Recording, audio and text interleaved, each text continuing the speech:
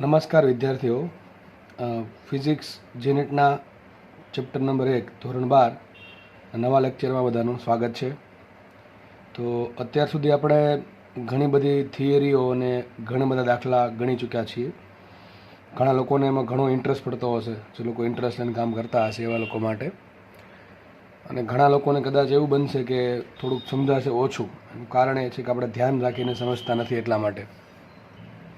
કારણ કે જ્યારે જો મોટા ભાગના લોકોને લગભગ 90% લોકોને બધું સમજાઈ જતું હોય, 10% લોકો જે લોકો લેક્ચર જોવે પહેલાં એની વાત થાય છે. લેક્ચર જોતા જ નથી એની વાત અલગ છે.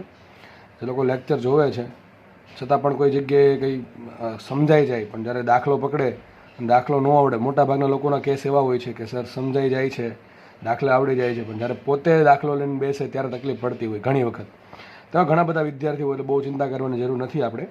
હવે એમાં સ્ટાર્ટિંગ નથી કરવાનું. તો આવા અને એવા બધા વિદ્યાર્થી જોયા હશે તમે કે થોડુંક ભણે અથવા વ્યવસ્થિત એક વખત ભણી લે અને દાખલો આપો તો આવડી જાય. તો એ હકીકત એમ નથી બનાતું, એ બનાય છે પ્રેક્ટિસથી. એટલે પહેલી વાત તો એ કે થિયરી વ્યવસ્થિત ભણતા તમે લગભગ થઈ જ ગયા છો, 1 વર્ષ ભણ્યા છો એટલે વ્યવસ્થિત થિયરી ભણતા થઈ ગયા છો. પછી સમજતા પણ થઈ ગયા છો વ્યવસ્થિત. યાદ રાખવા કરતાં પણ સમજવું વધારે જરૂરી છે. તમને કદાચ હવે થોડીક ફિલિંગ આવતી હોય છે. અને ફિઝિક્સનું પેપર એવું છે, ટૂંકમાં ફિઝિક્સ સબ્જેક્ટ એવો છે, ખાસ જી હોય કે નીટ હોય, પછી ગુજકેટ પણ આમાં લઈ લઈએ આપણે, બરોબર છે, કે તમને આમાં એક વખત વ્યવસ્થિત સમજી લીધી, પ્રેક્ટિસ કરી લીધી અને કદાચ મૂકી દેશો અને કોઈ વખતે માનો કે પેપર આવી ગયું સામે, તો એવું નહીં બને કે તમને એમાં કાંઈ નહીં આવડે, કે ચલો મેં કાલે સવારે વાંચ્યું નથી એટલે આજે પેપર નહીં આપે, એવું આમાં નહીં બને. ખાસ ફિઝિક્સ યુનિટમાં તો બનશે જ નહીં એવું. એ તમારા પર ડિપેન્ડ કરશે કે તમે આગળ સબ્જેક્ટને કઈ રીતે લીધો છે, લાઇટલી લીધો છે કે સ્માર્ટલી લીધો છે, કે હાર્ડવર્ક કર્યું છે. જો એટલું બધું હાર્ડવર્ક કરવાની જરૂર નથી, બરાબર છે. સ્માર્ટ વર્ક બહુ જરૂરી છે ખાસ આ સબ્જેક્ટમાં. તમે ખાલી ગોખશો, સૂત્ર ખાલી વાંચા કરશો, સૂત્ર સમજવાનો પ્રયત્ન નહીં કરો, એનો કોઈ મિનિંગ જ નથી, બરાબર છે. થોડુંક સ્માર્ટ વર્ક કરવું દોસ્ત. આ સબ્જેક્ટ એવો છે, મજા આવશે તમને. જેટલો ઇન્ટરેસ્ટ પાડશો એટલો પડશે. અને દાખલા જે અઘરા લાગે છે હકીકત ઇઝી લાગવા મળશે. તો ઘણા લોકોનો જે પ્રોબ્લેમ છે કે સર દાખલાની રકમ વાંચીને છે ને શું કરવું ને ખબર ન પડે. હવે એવું તકલીફ ત્યારે જ પડતી હોય કે જ્યારે આપણે વ્યવસ્થિત સમજ્યા ના હોય. આપણને એવું લાગતું કે આપણે વ્યવસ્થિત સમજ્યા છીએ, પણ હકીકત એક્ઝેક્ટલી આપણે સમજ્યા નથી. કારણ કે જે છે એ દાખલામાં જ છે. હું તમને હંમેશા કહું છું શરૂઆતથી જ, તે શું આપ્યું છે ને શું શોધવાનું છે એ બંનેને ભેગું કરો દાખલો થઈ જાય. આ કોઈક વખતે દાખલો 1 સ્ટેપમાં થાય, કોઈક વખતે 2 સ્ટેપમાં થાય. અને હમણાં જે લાસ્ટ દાખલા ગણાવ્યા એ સંકલન વિકલન કરવું પડે ત્યારે અમુક 4, 5 થી 10 સ્ટેપમાં જાય. એ ડિપેન્ડ કરે કે દાખલો કઈ ટાઈપનો છે. પણ બાકી મોસ્ટલી તમને જે રકમમાં આપ્યું છે એનાથી દાખલો થવાનો છે, પાકી વાત છે. તો દાખલો બનાવ્યો છે, પછી મેં બનાવ્યો હોય કે કોઈ બીજી જગ્યાએ બન્યો હોય, બરાબર. પણ દાખલો આ રીતે જ બને કે કોઈ સ્ટેપ છે એમાં કંઈક ક્લુ આપ્યા છે, ક્લુ શોધવા પડે. અને ક્લુ શોધતા તો જ આવડે. જો લેક્ચર વ્યવસ્થિત સમજીને જોયા હોય તો દાખલા જે પણ ગણાવ્યા છે, જે દાખલા ગણાવું છું ને દોસ્ત, એ બહુ મસ્ત દાખલા બધા હશે, બરાબર છે. એક દાખલો શીખી લો તો એની જેવા કેટલાય દાખલા આવડી જશે. હવે જો એ પોસિબલ નથી કે હું બધા દાખલા તમને સોલ્વ કરાવી શકું, તો મોસ્ટલી તમે જોજો, ગમે ચેપ્ટર પકડીને જોજો, મિનિમમ 50 દાખલા તમને ગણાવ્યા હશે. પછી જેવું ચેપ્ટર, પછી ચાક ગતિ હોય તેમાં ઘણા બધા વધારે હોય, બરાબર છે. નોર્મલી કોઈ પણ ઇઝી ચેપ્ટર હોય, તમને ખબર છે દ્રવ્યમાન કેન્દ્ર, તમે જો એમાં કેટલા દાખલા છે, આટલું કોઈ કરાવતું નથી ક્યાંય, બરાબર. વર્કશીટ આપીને સીધા છૂટા. આ થિયરી ભણાવી દીધી, 2-3 દાખલા સોલ્વ કરી દીધા, લખતા જે હોય અઘરા દાખલા તો વર્કશીટમાં જ હોય. એ ડાઉટ પૂછવા કોઈક આવે તો કરાવે, બાકી ગયા કામમાંથી. આપણે એક્ઝેક્ટલી ઊંધું થાય છે. બધા જ દાખલા કરાવવામાં આવે છે, ઇઝી હોય કે અઘરા હોય, બરોબર છે. હું થોડુંક પછી હું માનીને ચાલું છું કે તમે આટલું તો કરી શકશો, આટલું ભણ્યા પછી આટલું તો કરી શકશો, આટલું કરશો. અને એ તમારે એના પર પાર પાડવું પડશે. જેટલું હું માનું છું કે ચલો આ વિદ્યાર્થીઓ આટલું તો હવે કરશે, આપણે એના પર 90% કામ કરી દીધું છે, 10% તો તમારા ભાગમાં જે કામ આવે એ કરવું જ પડે તમારે. અને જો એ પણ ના કરો અને 90% જે કામ તમને કીધું છે એ પણ ના કરો, વ્યવસ્થિત જોવો નહીં, તો ભાઈ તમને ભગવાન સિવાય કોઈ બચાવી શકે નહીં. એની ઈચ્છા હશે તો તમારે માર્ક્સ આવશે, બરાબર. બાકી મહેનત વગર તો કોઈના માર્ક્સ ક્યાં આવતા નથી ક્યારેય પણ, બરાબર છે. આ આવી જાય 1-2 પ્રશ્નમાં તુક્કો સાચો લાગી જાય, પણ પ્રશ્નો જો કેટલા પ્રશ્નો હોય નીટમાં, 90 પ્રશ્નો હોય, બરાબર. કુલ 90 પ્રશ્નો હોય. અરે ફિઝિક્સ કેમેસ્ટ્રીના જેમાં અથવા બાયોલોજીના 90, એટલે કુલ 180 પ્રશ્નો થયા. અને જીમાં પણ 75 પ્રશ્નો, બરાબર છે. ગુજરાત બોર્ડનો 50 MCQ. એટલે એવું નથી તમે 2-3માં તુક્કો મારીને કંઈક આગળ વધી જશો. બધામાં તુક્કો લાગતો હોય સાચો, હા 90% સવાલમાં, તો વાત અલગ છે, તો મહેનત ન કરો ચાલે, બરાબર છે. ટૂંકમાં ઇન શોર્ટ વાત એટલી કહેવા માંગુ છું કે સ્માર્ટ વર્ક કરવું, થોડુંક પ્રેક્ટિસ કરજો. જેટલી પ્રેક્ટિસ કરશો આગળ બહુ કામ લાગશે.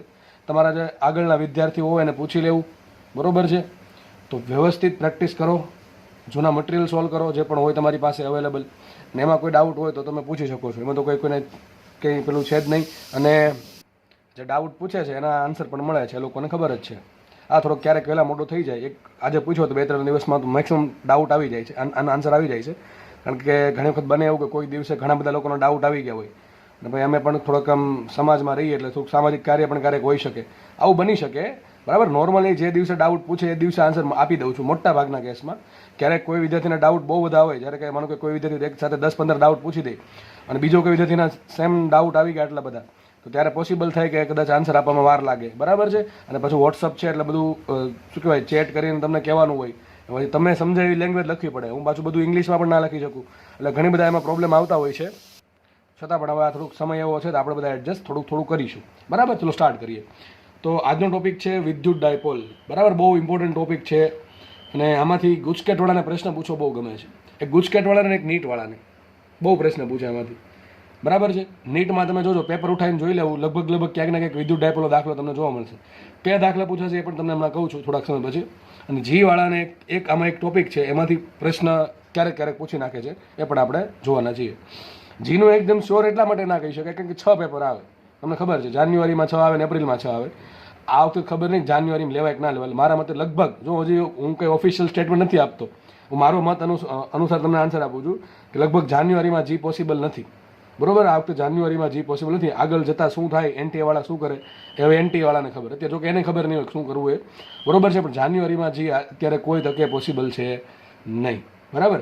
જો આપણે જોઈએ તો નીટમાં, ગુજકેટમાં, જીમાં આમાંથી પ્રશ્ન પૂછાવાના ચાન્સ મેક્સિમમ ટુ મેક્સિમમ છે. થિયરી એકદમ ઇઝી છે, બરાબર. ચલો સ્ટાર્ટ કરીએ આપણે. તો વિદ્યુત ડાયપોલ, વિદ્યુતના ડાયપોલના 2 ભાગ પાડે. એક તો વિદ્યુત છે એટલે વિદ્યુત ભારનું કંઈક આમાં છે ભાગીદારી, અને ડાય એટલે થાય 2, મોનો એટલે 1 થાય, ડાય એટલે 2 થાય. તો મતલબ યાદ રાખો ને કે વિદ્યુત ભાર, એક તો વિદ્યુત ભાર છે ને બીજું ડાય છે, એટલે 2. એટલે 2 વિદ્યુત ભારથી રચના બને વિદ્યુત ડાયપોલ કહેવાય. સિમ્પલ ભાષામાં વિદ્યુત ડાયપોલ શું મતલબ થાય? 2 વિદ્યુત ભારથી બનતી રચના ને વિદ્યુત ડાયપોલ કહેવાય. એમાં તમને દેખાય છે આકૃતિમાં કે 2 વિદ્યુત ભારો છે. હવે 2 વિદ્યુત ભારો કેવા લેવા? તો વિદ્યુત ભારના ઘણા બધા ટાઈપ આવે. 2 વિદ્યુત ભાર સજાતીય છે કે વિજાતીય છે, 2 પ્લસ છે કે 2 માઇનસ છે, કે 1 પ્લસ ને 1 માઇનસ, કઈ રીતે લેવાના? તો યાદ રાખો 2 વિજાતીય વિદ્યુત ભારો લેવાના, બરાબર છે. જો લખ્યું છે વિદ્યુત ડાયપોલમાં શું હોય, તો વિદ્યુત ડાયપોલના વિદ્યુત ભારો કેવા હશે? હંમેશા સમાન મૂલ્યના હશે અને વિજાતીય હશે. આ પ્લસ ક્યુ હોય તો આ માઇનસ ક્યુ જશે, આ પ્લસ 2q હોય તો આ માઇનસ 2q જશે. ટૂંકમાં બેયના મૂલ્ય કેવા હશે? સરખા હશે. આ ઈ પ્લસ ઈ હોય તો આ માઇનસ ઈ હોય, ફરજિયાત બંનેના મૂલ્ય સરખા હશે અને વિજાતીય જ હશે. સમજ પડી ગઈ? તમને એમ કહેશે કે એક વિદ્યુત ડાયપોલ છે, એનો વિદ્યુત ભાર +5 કુલમ છે, બહુ મોટો વિદ્યુત ભાર છે, પણ માની લો +5 કુલમ છે. તમને બીજો વિદ્યુત ભાર કોઈ દિવસ આપશે જ નહીં, કારણ કે વિદ્યુત ડાયપોલ જે સીધી વાત છે, એક પ્લસ હોય તો બીજો કેવો હોય? માઇનસ હોય. અને મૂલ્ય કેટલું હોય? આનાથી એક્ઝેક્ટલી ઓપોઝિટ. મૂલ્ય જો કે સરખું હશે, ટૂંકમાં +5 કુલમ તો બીજો હશે -5 કુલમ. સમજ પડી ગઈ? તો એક મુદ્દો યાદ રાખો, વિદ્યુત ડાયપોલના વિદ્યુત ભારો હંમેશા કેવા હોય? સમાન મૂલ્યના વિજાતીય પ્રકારના હોય. એટલે વાત થઈ ગઈ પૂરી. બીજી વાત કરીએ, વિદ્યુત ડાયપોલ બને કઈ રીતે? સિમ્પલ. આ 2 વિદ્યુત ભારો છે ને એકને ઉપર એક મૂકી દો, વિદ્યુત ડાયપોલ કહેવાય કે ન કહેવાય? ચલો એ પણ વિચારશું આપણે કે એક વિદ્યુત ભાર પર બીજો વિદ્યુત ભાર મૂકી દેવામાં આવે તો વિદ્યુત ડાયપોલ બનશે કે નહીં બને? તો નહીં બને. કારણ શું? જુઓ, 2 વિદ્યુત ભાર વચ્ચે ચોક્કસ થોડુંક ડિસ્ટન્સ હોવું જોઈએ.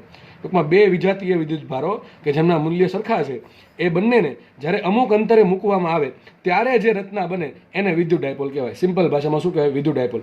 માનો કે એક વિદ્યુત ભાર પ્લસ q અહીંયા મૂકો અને માઇનસ q અહીંયા મૂકો, બંને વચ્ચે અંતર 2a છે. હવે ઘણાને પ્રશ્ન થતો, સર બોર્ડમાં 2a લીધું, તમે કેમ a નો લીધું? એનું કારણ તમને પછી કહીશ, બરાબર છે. એ વ્યવસ્થિત ગણતરી થાય અને છેદ ઉડી જાય એટલા માટે 2a લીધું છે. ખાસ તમને એક જગ્યાએ કહીશ કે આ જગ્યાએ ગણતરી ઇઝી બને એટલા માટે 2a લીધું છે. તમે એ લખો તો કોઈ વાંધો નથી, પણ સૂત્ર એડજસ્ટ કરવું પડે એ પ્રમાણે. તો શું મૂક્યું છે? 2 વિદ્યુત ભારો છે, એક પ્લસ છે અને એક માઇનસ છે. ટૂંકમાં મૂલ્ય સમાન છે, વિજાતીય પ્રકારના છે અને બંને વચ્ચે અંતર 2a છે. તો જે રચના બની, સિમ્પલ આ જે રચના બની એને શું કહેવાય? વિદ્યુત ડાયપોલ કહેવાય. સમજ પડી ગઈ? શું વિદ્યુત ડાયપોલ વચ્ચે દાંડી હોવી જરૂરી છે? નથી. દાંડી નથી, જસ્ટ ખાલી એમને વિચારવાનું છે દાંડી છે એમ. ઘણાના મનમાં એમ હોય વિદ્યુત ડાયપોલ કોને કહેવાય? એક દાંડી લાકડી લીધી, એક લાકડીની છેડે પ્લસ કે મૂકી દીધું, માઇનસ કે મૂકી દીધું, તો લાકડી હોય તો જ વિદ્યુત ડાયપોલ બનશે, એવું જરૂરી નથી, બરોબર છે. જસ્ટ ખાલી એક વિદ્યુત ભાર અહીંયા મૂકો, એક અહીંયા મૂકો, ભલે વચ્ચે હવા હશે પણ એ બંને વચ્ચે કંઈક અંતર હશે તો વિદ્યુત ડાયપોલ બનશે. શું બનશે? વિદ્યુત ડાયપોલ.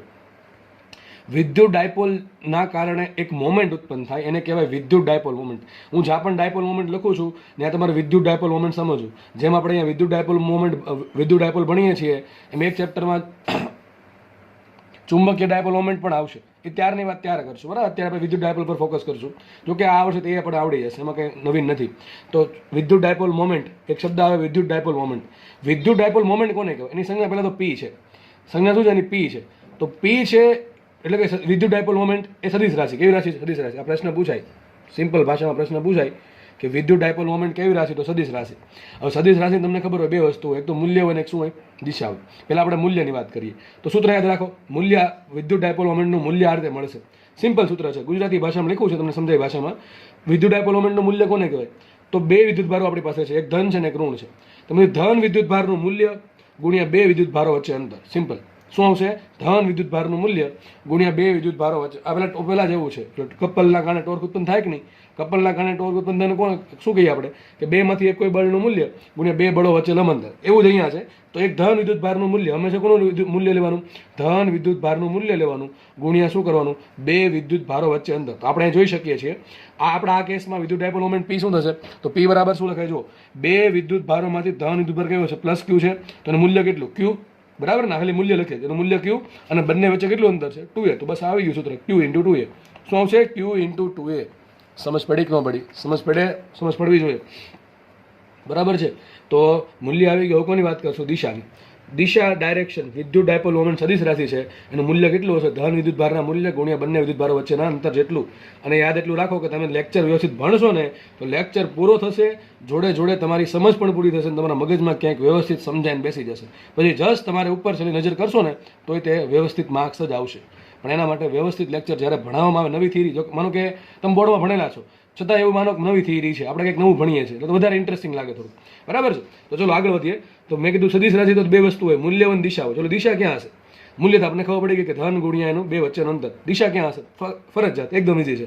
હંમેશા ઋણ વિદ્યુત ભારથી ધન વિદ્યુત ભાર તરફની દિશા હોય. હંમેશા વિદ્યુત ડાયપોલ મોમેન્ટની દિશા ક્યાં હોય?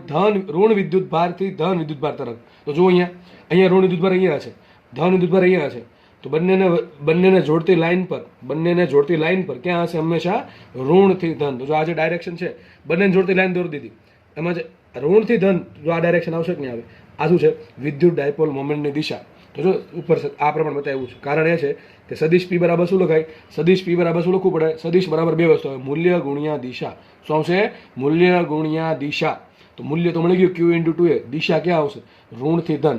હવે એક કામ કરી નાખીએ, આપણે જે ઋણથી ધન દિશા છે એને કહી દઈએ પી કેરેટ. પી કેરેટ શું થાય? વિદ્યુત ડાયપોલ મોમેન્ટની દિશાનો એકમ સદિશ. કેરેટ આવ્યું એટલે શું થાય? એકમ સદિશ. તો વિદ્યુત ડાયપોલ મોમેન્ટની દિશાનો એકમ સદિશ છે પી કેરેટ. પી કેરેટ શું બતાવે છે? દિશા બતાવશે. એનું કાંઈ મૂલ્યનું મહત્વ છે નહીં, કારણ કે એનું મૂલ્ય એક છે. આનું મૂલ્ય કેટલું છે? એક છે. આ એક સદિશ રાશિ જ છે, આ સદિશ જ છે. પણ તમે એને બીજા કોઈ જોડે ગુણશો તો એનું મૂલ્ય, આનું મૂલ્ય એક છે, એટલે મૂલ્યમાં કોઈ બીજા સદિશના મૂલ્યમાં કોઈ ફરક નહીં પડે, પરંતુ આ શું બતાવે? દિશા બતાવે છે. તો એકમ સદિશનો ઉપયોગ ક્યાં કરીએ આપણે? દિશા બતાવવા માટે. જેમ કે આઈ કેરેટ, જે કેરેટ, કે કેરેટ બધા એક સદિશો જ છે, જેનો ઉપયોગ ક્યાં થાય? મોસ્ટલી દિશા બતાવવામાં થાય છે. તો ચલો લખીએ. આખું સૂત્ર લખી નાખવું મારે તો આ પ્રમાણે લખાય કે નહીં લખાય? સદિશ પી આમ પણ લખી શકાય, ક્યાંક લખીએ નીચે અહીં જગ્યા છે. સદિશ પી બરાબર મૂલ્ય કેટલું આનું? ક્યુ ઇન્ટુ 2a. દિશા કઈ આવશે? પી કેરેટ. કઈ દિશા આવશે? પી કેરેટ. તો આ પ્રમાણે લખાય. વિદ્યુત ડાયપોલ મોમેન્ટ સદિશ પી બરાબર શું આવશે? ક્યુ ઇન્ટુ 2a. જે ક્યુ ઇન્ટુ 2a શું છે? મૂલ્ય છે. ધન વિદ્યુત ભાર ગુણ્યા અંતર, બે વચ્ચે અંતર, ઇન્ટુ વિદ્યુત ડાયપોલ મોમેન્ટની દિશાનો એકમ સદિશ, જે હંમેશા કઈ દિશામાં હશે? હંમેશા ઋણથી ધન તરફની દિશામાં. ક્યાં હશે? હંમેશા બંને વિદ્યુત ભારોને જોડતી દિશામાં ઋણથી ધન તરફ જ હશે હંમેશા પી કેરેટ. એ વસ્તુ યાદ રાખવી. આ લોકો, ઘણા લોકો ભૂલી જાય છે. બરાબર? તો આને હેશટેગ કરી દઉં છું. ઓકે? તો વિદ્યુત ડાયપોલ મોમેન્ટ એકદમ સિમ્પલ વસ્તુ છે. હવે ઘણા છે ને ગોખી નાખે વિદ્યુત ડાયપોલ મોમેન્ટ પી બરાબર ક્યુ ઇન્ટુ 2a, ક્યુ ઇન્ટુ 2a. ઘણી વખત એક્ઝામ આપ્યું અહીંયા એ હોય. બરાબર? જો અહીંયા ટૂંકમાં તમે કીધું ને, તમને સમજવાનું ને ગોખવાનું અહીંયા ભૂલ પડે. બરાબર? તો હું તમને કહું છું ક્યાં મોસ્ટલી લોકો ભૂલ કરે છે. રકમમાં ઘણી વખત એમ કે બે વિદ્યુત ભારો વચ્ચેનું અંતર એ છે. હવે સૂત્ર ગોખ્યું આ કે વિદ્યુત ડાયપોલ મોમેન્ટ બરાબર ક્યુ ઇન્ટુ 2a. તો ઘણા 2 ના આગળ લઈ લે તો 2qa. તો શું કરે? હકીકત આવું આટલું જોઈએ કે એક વિદ્યુત ભાર ધન પ્લસ ક્યુ છે, એટલે સૂત્ર શું આવે? ધન વિદ્યુત ભારનું મૂલ્ય ગુણ્યા બે વિદ્યુત ભારો વચ્ચે અંતર. ધારો કે રકમમાં તમને એ અંતર આપ્યું છે તો ઘણા ગોખીને શું મૂકે? 2qa. વાત થઈ ગઈ ખોટી, કારણ કે ક્યુ ઇન્ટુ a કરો તો વિદ્યુત ડાયપોલ મોમેન્ટ મળી ગયા. તમને ડબલ આન્સર મળે. સીધા 5 માર્ક જાય જો જી નીટ હોય તો, અને બોર્ડ હોય તો કંઈ માઇનસ તો થતા નથી. બરાબર? 1 માર્ક તો જવાનો પાક્કો છે. તો ટૂંકમાં આવી ભૂલ નહીં કરવી. હંમેશા યાદ રાખો, ચોખ્ખું લખ્યું છે. શું લખ્યું છે? બંને વિદ્યુત ભારો વચ્ચે અંતર. અહીંયા મેં બંને વિદ્યુત ભારો વચ્ચે અંતર 2a લીધું છે, એટલા માટે 2a આવ્યું છે. અહીંયા a લઉં તો a આવે, અહીંયા a/2 લઉં તો a/2 આવે. ટૂંકમાં હું જે અહીંયા સંજ્ઞા આપું બે વિદ્યુત ભારો વચ્ચે અંતર ને, એ અહીંયા આવે. ગોખવાની ક્યાં વાત છે કે 2qa આવે કે q ઇન્ટુ 2a આવે? આ યાદ રાખો ને, યાદ રાખવાનું આ છે સમજવા માટે. બરોબર છે? અને દિશા માટે આ યાદ રાખવાની જરૂર છે. એક જ વખત સમજવાનું છે. વાત ક્યાં બીજી આપણે દરરોજ વાંચવું પડે એવી વસ્તુ છે આ. કોઈ રોકેટ સાયન્સ તો છે નહીં, એકદમ સિમ્પલ વસ્તુ છે કે ધન વિદ્યુતભારનું મૂલ્ય ગુણ્યા બંને વચ્ચેનું અંતર, એને કહેવાય વિદ્યુત ડાયપોલ મોમેન્ટ. દિશા ક્યાં હશે? ઓલવેઝ ઋણથી ધન. વાત થઈ ગઈ પૂરી. ચલો તો લખાશે આ રીતે, સદિશ P = Q × 2A × P caret. ઘણી વખત આ પ્રમાણે પણ લખ્યું હોય, સદિશ P = Q × 2A. તો યાદ રાખવા, જે 2A છે ને દિશા બતાવે છે, આ કેસમાં 2A દિશા બતાવે છે, પણ એમાં પણ 2A આ જે અંતર છે અથવા જે સાઇન સદિશ લીધો છે એની દિશા ક્યાં હશે? હંમેશા ઋણથી ધન. ટૂંકમાં 100 વાતની એક વાત, P સદિશ P ની દિશા ક્યાં હશે? ઓલવેઝ ઋણથી ધન જ હશે. હવે મેં તમને હમણાં એક પ્રશ્ન પૂછ્યો હતો કે મારી પાસે +Q વિદ્યુતભાર છે, એના પર હું -Q વિદ્યુતભાર મૂકી દઉં તો વિદ્યુત ડાયપોલ બને કે ન બને? અરે 0 થઈ જશે વિદ્યુતભાર. તમે એક +5 કુલમ વિદ્યુતભાર છે એની ઉપર એક્ઝેક્ટલી -5 કુલમ વિદ્યુતભાર મૂકી દો તો નેટ કેટલો થઈ ગયો? 0. તો વિદ્યુત ડાયપોલ બનવાનો કોઈ ચાન્સ જ નથી. ટૂંકમાં એક વાત તો પાકી, બંને વિદ્યુતભારો વચ્ચે કંઈક તો અંતર હોવું જોઈએ. જો બંને વિદ્યુતભારો વચ્ચે અંતર શૂન્ય થઈ ગયું તો વિદ્યુત ડાયપોલ નામની કોઈ વસ્તુ વધશે જ નહીં, કારણ કે વિદ્યુતભારો એકબીજાની અસર નાબૂદ કરી દેશે. હા, પણ એવું બની શકે કે એક વિદ્યુતભાર અહીંયા મૂકો અને એની ખૂબ જ નજીક, એકદમ નજીક, તમે જોઈ શકો એનાથી પણ ઘણું સૂક્ષ્મ અંતરે બંને વિદ્યુતભારો મૂક્યા. જો બંને વિદ્યુતભારો એકબીજાને અડકતા નથી, બંનેથી થોડાક સૂક્ષ્મ અંતરે દૂર છે, તો ત્યારે જ્યારે બંને વિદ્યુતભારો વચ્ચેનું અંતર ખૂબ જ ઓછું હોય, જો અહીં તો મોટું અંતર દેખાય છે, પણ જ્યારે બંને વિદ્યુતભારો વચ્ચેનું અંતર ખૂબ જ ઓછું હોય ત્યારે બંને બિંદુ ડાયપોલ. શું બને? બિંદુ ડાયપોલ. બિંદુ ડાયપોલની વ્યાખ્યા આવી છે. જો ડાયપોલ આવે એટલે બે વસ્તુ આવે, એક તો હવે વિદ્યુતભાર અને એક આવે અંતર. તો એને સમજાવી દઉં છું બિંદુ ડાયપોલ કોને કહેવાય, પછી આપણે આ વાંચીએ એટલે સમજ પડે. બે વિદ્યુતભારો વચ્ચેનું અંતર ઘણું સૂક્ષ્મ લઈ લેવામાં આવે, બરાબર? બે વિદ્યુતભારો વચ્ચે અંતર ઘણું સૂક્ષ્મ લઈ લેવામાં આવે અને વિદ્યુતભારના જે મૂલ્ય છે +Q -Q એ ઘણા મોટા લઈ લેવામાં આવે. ટૂંકમાં વિદ્યુતભારના જે મૂલ્ય છે એને ઘણા મોટા કરી દઉં અને જે અંતર છે બે વચ્ચે એ ઘણું નાનું કરી દઉં, ત્યારે જે ડાયપોલ બનશે એને કહેવાય બિંદુ ડાયપોલ. હતો જો લખ્યું છે, જો બંને વિદ્યુતભારોનું મૂલ્ય ઘણું જ મોટું, ઘણું જુદું, એટલે કેટલું? લગભગ ઇન્ફિનિટી. એટલે એવું નહીં કે આમ બહુ મોટી, શું કહેવાય, આમ મોટો તોપ છે એવું નથી. ઇન્ફિનિટી એટલે કે ઘણી મોટી સંખ્યા. હવે ઇન્ફિનિટી એવું નથી કે હંમેશા કરોડ આમ એકની પાછળ કરોડ મીંડર મૂકી દો તો જ ઇન્ફિનિટી કહેવાય. એ ડિપેન્ડ કરે કે કોના આધાર તમે કઈ રેફરન્સમાં તમે ઇન્ફિનિટીનો યુઝ કરો છો, કયા સંદર્ભમાં ઇન્ફિનિટીનો યુઝ કરો છો, બરાબર છે? તો બે વિદ્યુતભારોનું મૂલ્ય ઘણું જ મોટું, દેટ ઇઝ ઇન્ફિનિટી, અને બંને વિદ્યુતભારો વચ્ચેનું અંતર 2A એ અતિ સૂક્ષ્મ લઈ લેવામાં આવે ત્યારે જે ડાયપોલ બને તેને બિંદુ ડાયપોલ કહેવાય. તો વિદ્યુતભાર કેવા કરવાના? ઘણા મોટા. અને શું લખાય? Q → 0. ટૂંકમાં Q છે એ ઘણા મોટા છે, બરાબર છે? અને બીજું શું લખ્યું છે? અંતર ઘણું નાનું, તેને શું કહેવાય? 2A → 0. જો 2A → 0, મેથ્સ થોડાને ખબર છે આમાં કંઈક ફરક છે. 2A → 0 અને 2A = 0 માં ઘણો ફરક છે. જે લોકો લિમિટ અથવા જે લક્ષ છે વ્યવસ્થિત ભણ્યા છે એને ખબર છે ભાઈમાં કંઈક ડિફરન્સ છે. 2A → 0 અને 2A = 0 બહુ ડિફરન્સ છે. 2A → 0 મતલબ કે 2A છે એ 0ની ઘણી નજીક છે પણ 0 નથી. ટૂંકમાં 2A ઘણું સૂક્ષ્મ છે, 2A ઘણું સૂક્ષ્મ છે પણ it is not equal to 0. 2A = 0 નથી. મેં તમને કીધું જો 2A = 0 થઈ ગયું તો ડાયપોલનું નામો નિશાન જ નહીં રહે, બરાબર છે? તો બિંદુ ડાયપોલમાં બે વિદ્યુતભારો વચ્ચેનું અંતર ઘણું સૂક્ષ્મ હોય, દેટ ઇઝ 2A → 0. એટલે 2A છે એ ઘણું 0ની નજીક છે, એટલે કંઈક આવું 0.00000000001. ટૂંકમાં 0 ન કહેવાય, આ મેથેમેટિકની ભાષામાં 0 નથી, બરાબર? પણ આપણે એમ ગણી શકીએ કે ઘણું સૂક્ષ્મ છે, બરાબર છે? તો 2A → 0 ટૂંકમાં બે વિદ્યુતભારો વચ્ચે અંતર ઘણું સૂક્ષ્મ હોય અને કોઈ એક વિદ્યુતભારોના મૂલ્ય કેવા હોય?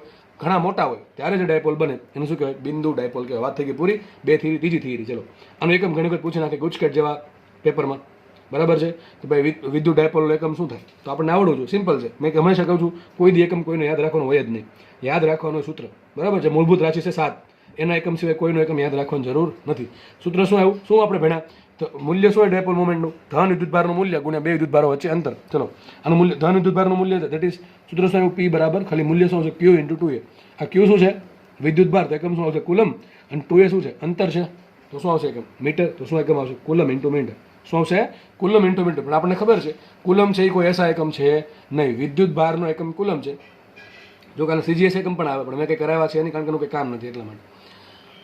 સ્ટેટ કુલમને ઘણા બધા આવે, ST ATC, બરાબર? એ પણ કંઈ કરાવ્યું નથી, એનું કંઈ કામ નથી. એટલે તો કુલમ છે એ આમ તમે ગણો તો એસા એકમ પદ્ધતિનો મૂળભૂત રાશિ છે નહીં. તો આપણને ખબર છે વિદ્યુતભાર બરાબર શું લખાય? વિદ્યુતભાર બરાબર લખાય પ્રવાહ ગુણ્યા સમય. આપણે ચેપ્ટર નંબર 3 માં જોશું પ્રવાહ વિદ્યુતમાં, બરાબર? જો કે તમે શરૂઆતમાં કીધું હતું કે વિદ્યુતભાર બરાબર શું આવશે? વિદ્યુત પ્રવાહ ગુણ્યા સમય. તો કુલમ બરાબર આવશે એમ્પિયર × સેકન્ડ. અને મીટરનું શું આવે? L1. તો આખું સમીકરણ શું આવશે? L1 A1 T1. ને ઘણી વખત જો આવું લખ્યું હો ભાઈ, L1 C1, બરાબર? Sorry, L1 Q1. શું લખ્યું હોય? L1 Q1. જ્યારે પણ તમને MLT માં Q દેખાય ત્યારે તમારો જવાબ છે ને એકમ એ કુલમમાં હોવો જોઈએ. અને જ્યારે તમને એમ્પિયર દેખાય ત્યારે સમય એમ્પિયરમાં હોવો જોઈએ. મોટા ભાગે આમાં જોવા મળે અને ઘણી વખત આમાં પણ જોવા મળે. બરોબર. તો આનો એમએલટી આ પ્રમાણે પણ લખ્યું છે ઘણી જગ્યાએ L1 Q1. Q એટલે કે કુલમમાં રાખવાનું. બરોબર.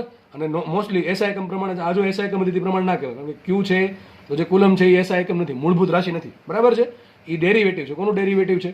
આપણે પ્રવાહનું અને સમયના ગુણાકારનું. તો શું આવશે એમએલટી એનું? L1 A1 T1 અથવા L1 Q1. આગળ વાત કરીએ. હવે બે વસ્તુ આવશે. વિદ્યુત ડાયપોલને બે દિશા હોય. વિદ્યુત ડાયપોલ માટે બે અક્ષો હોય. દિશા તો એક જ હોય, ઋણથી ધન. બે અક્ષો હોય. બે અક્ષો યાદ રાખવી જરૂરી છે, કારણ કે દાખલામાં તમને અક્ષોનું નામ કહેશે. તો અક્ષો કઈ દે? એક તો થઈ ગઈ ડાયપોલની અક્ષ અને એક થઈ ગઈ ડાયપોલની વિષુવરેખા. બરાબર છે. વિદ્યુત ડાયપોલ માટે બે અક્ષો હોય છે. કઈ પહેલા એમ શબ્દ આવશે ડાયપોલની અક્ષ અને એક શબ્દ આવશે ડાયપોલની વિષુવરેખા. ડાયપોલની અક્ષ કોને કહેવાય? આને આ જે છે ને ડાયપોલની અક્ષ કહેવાય. જેમ કે એક વિદ્યુતભાર અહીંયા પડ્યો હોય, એક અહીંયા પડ્યો હોય, તો બંનેને જોડતી લાઈન જે છે એને કહેવાય ડાયપોલની અક્ષ. તો ડાયપોલને સમાંતર અક્ષ શું થાય? ડાયપોલની અક્ષ. ખબર પડી ગઈ? તો આ જે લાઈન છે ને શું કહેવાય? બંને વિદ્યુત ભારમાંથી પસાર થતી લાઈનને શું કહેવાય? ડાયપોલની અક્ષ કહેવાય. વિષુવરેખા કોને કહેવાય? આજે ડાયપોલની અક્ષ મળી એ અને ડાયપોલ જે મધ્ય બિંદુ છે એમાંથી પસાર થતી લંબ લાઈન, ટૂંકમાં આ બંને વચ્ચે ખૂણો કેટલો હોય? 90 ડિગ્રી. એને કહેવાય ડાયપોલની વિષુવરેખા. જો આ બેમાં કન્ફ્યુઝન થવું જોઈએ નહીં. રકમમાં એમ કે છે કે એક વિદ્યુતભાર ડાયપોલની વિષુવરેખા પર છે. વિષુવરેખા ખબર જ ન હોય ક્યાં છે તો શું દાખલો ગણવાના આગળ? બરોબર. તો આકૃતિ બનશે જ નહીં. અને આકૃતિ ખોટી બની દાખલો ખોટો. એટલે ધ્યાનથી સમજો. ડાયપોલની અક્ષ કોને કહેવાય? બંને વિદ્યુત ભારોમાંથી પસાર થતી જે લાઈન છે, સિમ્પલ આ લાઈન. એવું નહીં હંમેશા આડી જ હોય. વિદ્યુત ભારો આ પ્રમાણે હોય, એક પ્લસ અહીંયા હોય ને અહીંયા. તો આને ડાયપોલની અક્ષ કહેવાય અને વિષુવરેખા કહેવાય. સમજ પડે કે ન પડે? એમાં 100 વાતની એક વાત કે બે વિદ્યુત ભારો છે એમાંથી જે પસાર થાય છે જે લાઈન એને કહેવાય ડાયપોલની અક્ષ અને ડાયપોલના મધ્ય બિંદુ. બંને વચ્ચે અંતર કેટલું હોય? ધારો કે 2a અંતર છે તો આ અંતર કેટલું આવશે? આ અંતર કેટલું આવશે? તો આનો મિડ પોઈન્ટ બન્યો. એમાંથી પસાર થતી કેટલી લાઈન? અસંખ્ય મળે. પણ એમાંથી કઈ? ડાયપોલની અક્ષને લંબ અને મધ્ય બિંદુમાંથી પસાર થતી લાઈનને શું કહેવાય? ડાયપોલની વિષુવરેખા કહેવાય. તમને બીજી વાત કહેવાય 2a ધારવાનું કારણ શું? આપણે ઘણી જગ્યાએ છે ને આ પોઈન્ટનું કામ પડશે. આપણે ઘણી જગ્યાએ આ પોઈન્ટનું કામ પડશે. હજુ તમે એ અંતર એ ધાર્યું હોય, કેટલું ધાર્યું? એ અંતર ધાર્યું હોય તો અંતર કેટલું આવશે? A/2 આવશે. આ અંતર કેટલું આવશે? A/2. હવે થોડુંક ગણતરી આનથી એ ની સરખામણીમાં A/2 લ્યો તો ગણતરી ઘણી તકલીફ પડે, કારણ કે ઘણી વખત વર્ક કરવાનો થાય, ઘણી વખતે ઘન કરવાનો થાય, તો આ ગણતરી થોડી ટફ પડે. ગણતરી ઈઝી કરવા માટે અહીંયા અંતર 2a રાખ્યું તો આ અંતર કેટલું આવશે? આ અંતર A આવશે, આ અંતર A આવશે. ખબર પડી? એટલા માટે અહીંયા 2a લીધું છે. એટલા માટે 2a લીધું છે. બીજું કોઈ કારણ છે નહીં. સર 2a શું કામ લીધું? આ 2 ગુણવાનો શોખ શું કામ થયો? આ પોઈન્ટને લીધે. બરાબર છે. ઘણી વખત વિદ્યુત ભાર અહીંયા હશે તો તમારે આ આંબળ લગાડે જોશું હમણાં, અને પછી જોઈએ છીએ તો આ બહુ કામ આવશે. આ અંતર A હોય ત્યારે ગણતરી બહુ ઈઝી થાય. A/2 હોય તો ગણતરી થાય જ તે. બરાબર છે. પણ થોડીક જે સૂત્ર આવે એ થોડું કોમ્પ્લિકેટેડ આવે. એવું ના કરવું હોય એટલા માટે આપણે અહીંયા સિમ્પલ A અંતર લીધું છે. બંને જગ્યા ટૂંકમાં બે વચ્ચે અંતર 2a છે અને આ પોઈન્ટ અને આ પોઈન્ટ વચ્ચે અંતર આવશે A. બરાબર. આગળ વધીએ તો અક્ષ ખબર પડી ગઈ, વિષુવરેખા ખબર પડી ગઈ, એકમ ખબર પડી ગયો, બિંદુ ડાયપોલ ખબર પડી ગઈ, ડાયપોલ મોમેન્ટ કોને કહેવાય, દિશા ક્યાં હોય, એનું મૂલ્ય ગુણ્યા અંતર ને કહેવાય શું કહેવાય ડાયપોલ મોમેન્ટનું મૂલ્ય, દિશા ક્યાં હોય? ઓલવેઝ ઋણ થીટા. કેટલું ઈઝી થિયરી છે. જો નેક્સ્ટ થિયરી ભણી આપણે. જો બહુ IMP થિયરી હવે સ્ટાર્ટ થયું છે. બરાબર. અત્યાર સુધી બની શકે જે ભણાવ્યું છે લગભગ તમને આવડતું હશે, કદાચ ભણા વગેરે આવડતું હશે. તો થોડુંક આપણે એમાં ડીપમાં જશું એટલે ધ્યાન રાખજો. અને આ થિયરી તમને તમારા બોર્ડમાં પૂછાય 2 માર્કમાં 3 માર્કમાં, એટલે અહીંયા સોલ્વ થઈ જશે. એટલે એક થિયરી ઘણા બધા કામ થાય. બોર્ડની થિયરી લખતા આવડશે 50 માર્કની, બોર્ડના MCQ આવડશે, ગુજકેટના MCQ આવડશે, જીના MCQ આવડશે, નીટના MCQ આવડશે. એકથી ઘણા બધા કામ થાય પહેલાં કરે. જો આપણે પહેલાં કરીએ. ક્વેશ્ચન આવો છે ડાયપોલ વડે વિદ્યુત ક્ષેત્ર કેમ ઉત્પન્ન થાય? ડાયપોલ વડે કેટલું વિદ્યુત ક્ષેત્ર ઉત્પન્ન થાય? હવે પહેલો પ્રશ્ન એમ થશે ડાયપોલ વડે વિદ્યુત ક્ષેત્ર ઉત્પન્ન થાય શું કામ? આમાં જવાની જરૂર કેમ પડી? તમને હમણાં ભણાવ્યું છે ટૂંકમાં લાસ્ટ લેક્ચર્સમાં કે ભાઈ એક વિદ્યુત ભાર હોય +Q, તેના કારણે અહીં વિદ્યુત ભાર મૂકો +1 કુલમ, તો જે બળ લાગે એને કહેવાય વિદ્યુત ક્ષેત્ર. તો એક વિદ્યુત ભાર વિદ્યુત ક્ષેત્ર ઉત્પન્ન કરે કે ન કરે? કરે જ તેને. આપણે બે વિદ્યુત ભારો છે તો ઉત્પન્ન કરશે કે નહીં કરે? કરશે. પણ હવે જે વિદ્યુત ક્ષેત્ર ઉત્પન્ન થશે એ આ બંનેની અસરના કારણે થશે. જેમ કે માનો કે -Q મૂકી દો અહીંયા, આ -Q મૂકી દો, શું કરશે? આ -Q શું કરે? આને ખેંચશે આ બાજુ, તો આ એને આમ ધક્કો મારે છે, આ ખેંચે છે, તો આના પર પરિણામે વિદ્યુત ક્ષેત્ર ક્યાં આવશે? બંનેની અસર હેઠળ આવશે. કોની અસર હેઠળ આવશે? બંનેની અસર હેઠળ આવશે. સમજ પડે છે? તો એવું જ અહીંયા થશે. અહીંયા બે વિદ્યુત ભારો છે, એક -Q છે અને એક +Q છે.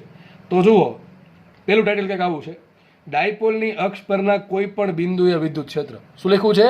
ડાયપોલની અક્ષ પરના કોઈ પણ બિંદુએ વિદ્યુત ક્ષેત્ર શોધવું છે. હવે પહેલાં ખબર પડવી જોઈએ ડાયપોલની અક્ષ કોને કહેવાય? તો ખબર છે એક વિદ્યુત ભાર અહીંયા છે, આ વિદ્યુત ભાર અહીંયા છે અને એક વિદ્યુત ભાર અહીંયા છે. બંનેને જોડતી લાઈન જે છે ને કહેવાય ડાયપોલની અક્ષ.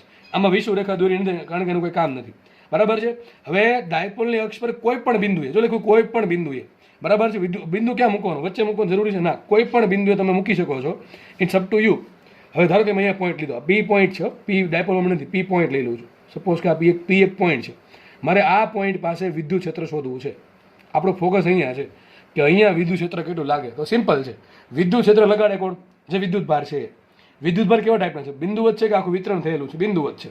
તો બંને વિદ્યુત ભાર પોતપોતાનું વિદ્યુત ક્ષેત્ર લગાવવાનો પ્રયત્ન કરશે, બળ બે કરશે, પણ અસર શું આવશે આના પર, પરિણામી અસર આવશે. આ કંઈક બળ કરશે આના પર, આ કંઈક બળ કરશે, પણ આના પર પરિણામી અસર, આ બંનેને અસર હેઠળ કંઈક જે પરિણામી અસર આવશે એને કહેશું આપણે આ બિંદુ પરનું પરિણામી વિદ્યુત ક્ષેત્ર અથવા સિમ્પલ વિદ્યુત ક્ષેત્ર. સમજ પડી ગઈ કે ન પડી? પેલા બિંદુ ક્યાં લીધું, ડાયપોલની અક્ષ પર લીધું છે, પી બિંદુ ધારો કે આપણે ધાર લીધું. પી બિંદુ એવું કંઈક છે, કેટલું દૂર જવું પડશે ને, ધારો કે પી બિંદુ જે છે એ એનું જે સેન્ટર પોઈન્ટ અહીંથી આર અંતરે છે. યાદ રાખજો, જ્યારે પણ જે સૂત્ર આપણે તારવણી કરશું, એ સૂત્રની જે તારવણી કરશું એમાં વિદ્યુત ક્ષેત્ર જે શોધવાનું છે એ પોઈન્ટનું અંતર હંમેશા ક્યાંથી લેશું, આપણે આ પોઈન્ટથી લેશું. કયા પોઈન્ટથી લેશું, આ પોઈન્ટ. આ પોઈન્ટ એટલે કયો પોઈન્ટ, ડાયપોલનું મધ્ય બિંદુથી. ક્યાંથી લેશું, ડાયપોલના મધ્ય બિંદુથી અંતર લેશું. તો ધારો કે કોઈ આને નામ આપી દો ઓ પોઈન્ટ, ચલો, કે જે પી બિંદુ પાસે આપણે વિદ્યુત ક્ષેત્ર શોધવાનું છે એ ઓ પોઈન્ટથી કેટલા અંતરે છે, આર અંતરે છે. કેટલા અંતરે છે, આર અંતરે છે. હવે વિચારો બંને વચ્ચે અંતર કેટલું છે, આ બંને વિદ્યુત ભારો વચ્ચે અંતર 2a. કેટલું છે, 2a. જો 2a કેમ લીધું ખબર પડી ગઈ છે. હવે તમને સમજાશે કેટલું અંતર વિદ્યુત ભારો છે વચ્ચે, અંતર 2a છે. તો આ અંતર કેટલું થાય, એ થાય. આ કેટલું અંતર, એ થાય. તમે જો અહીંયા એ અંતર લીધું તો આ અંતર a/2 આવત, આ અંતર a/2 હોત ને આ અંતર r આવત. બરાબર કે નહીં? તો થોડુંક અઘરું પડે. એમ હું કહું, એમને કહેતો કે સોલ્વ નહીં થાય, એ શું કહેવાય, એમ 2 મિનિટનો જ ખેલ છે સોલ્વ કરવું એ. બરાબર, પણ આપણે અઘરું શું કામ જાતે કરીને કરવું, બુદ્ધિ વાપરવી પડે ને. મેં કીધું સ્માર્ટ વર્ક કરવાનું છે, હાર્ડ વર્ક નથી કરવાનું. એટલા માટે સ્માર્ટ વર્ક કર્યું આપણે, કે બંને વચ્ચે અંતર 2a લીધું તો આ અંતર એ થશે, આ અંતર એ થશે. હવે આ પોઈન્ટનું અંતર અહીંથી કેટલું છે, આ પોઈન્ટનું અંતર મધ્ય બિંદુ કેટલું, આર છે. બરાબર, ઓ પોઈન્ટ અને આ પોઈન્ટ વચ્ચે કેટલું અંતર છે, એ છે. જો આ અંતર કેટલું છે, ખાસ મારા જે થંબ છે એના પર જુઓ, આ અંતર આર છે, આ અંતર એ છે. તો આ અંતર કેટલું હશે, આર માઇનસ છે. કેટલું હશે, આર માઇનસ. આખું અંતર આર છે, ઓ થી લઈને પી સુધીનું. ઓ અને આ જે પ્લસ ક્યુ વચ્ચે અંતર છે એ, તો આ અંતર આવશે આર માઇનસ. કેમ આપણે આ બે વચ્ચે અંતર જોયું? અરે આના કારણે અહીંયા વિદ્યુત ક્ષેત્ર શોધવું હોય સૂત્ર શું આવે, કે ક્યુ અપોન આર સ્ક્વેર. તમારે અંતર જોશે કે નહીં જો, એટલા માટે શું, જો દરેક સ્ટેપનું કંઈક મહત્વ છે.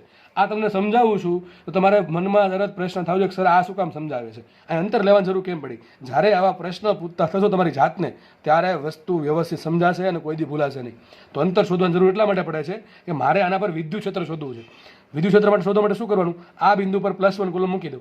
+1 કુલમ પર બળ કોણ લગાડશે, આ પણ લગાડશે ને આ પણ લગાડશે. પેલા આપણે આનો વહીવટ કરીએ તો આના વડે કેટલું બળ લાગે, તો કે ક્યુ અપોન આર સ્ક્વેર. તો બંને વચ્ચે અંતર જોશે કે નહીં જોવે, એટલા માટે અંતર કેટલું આવ્યું, આર માઇનસ. તો એકનું કામ પૂરું. આના કારણે પણ અહીંયા બળ લાગશે, જે પણ બળ લાગતું જોઈએ આપણે કેટલું લાગશે, કે ક્યુ અપોન આર સ્ક્વેર. બરોબર, પણ એના માટે મારે આ બંને વચ્ચે શું જોશે, અંતર જોશે. અંતર કેટલું મળે જો, તો આ અંતર 2a છે, આ કેટલું અંતર છે, 2a છે. આ અંતર કેટલું છે, આ માઇનસ ક્યુ ઓ વચ્ચે અંતર એ થાય. બરાબર છે, અને ઓ ને પી વચ્ચે અંતર આર થાય. તો ઓ થી લઈને પી સુધીનું અંતર આર છે, ઓ થી લઈને માઇનસ ક્યુ વચ્ચે અંતર એ છે. કેટલું અંતર આવશે, આર પ્લસ. કેટલું અંતર આવી ગયું, આર પ્લસ.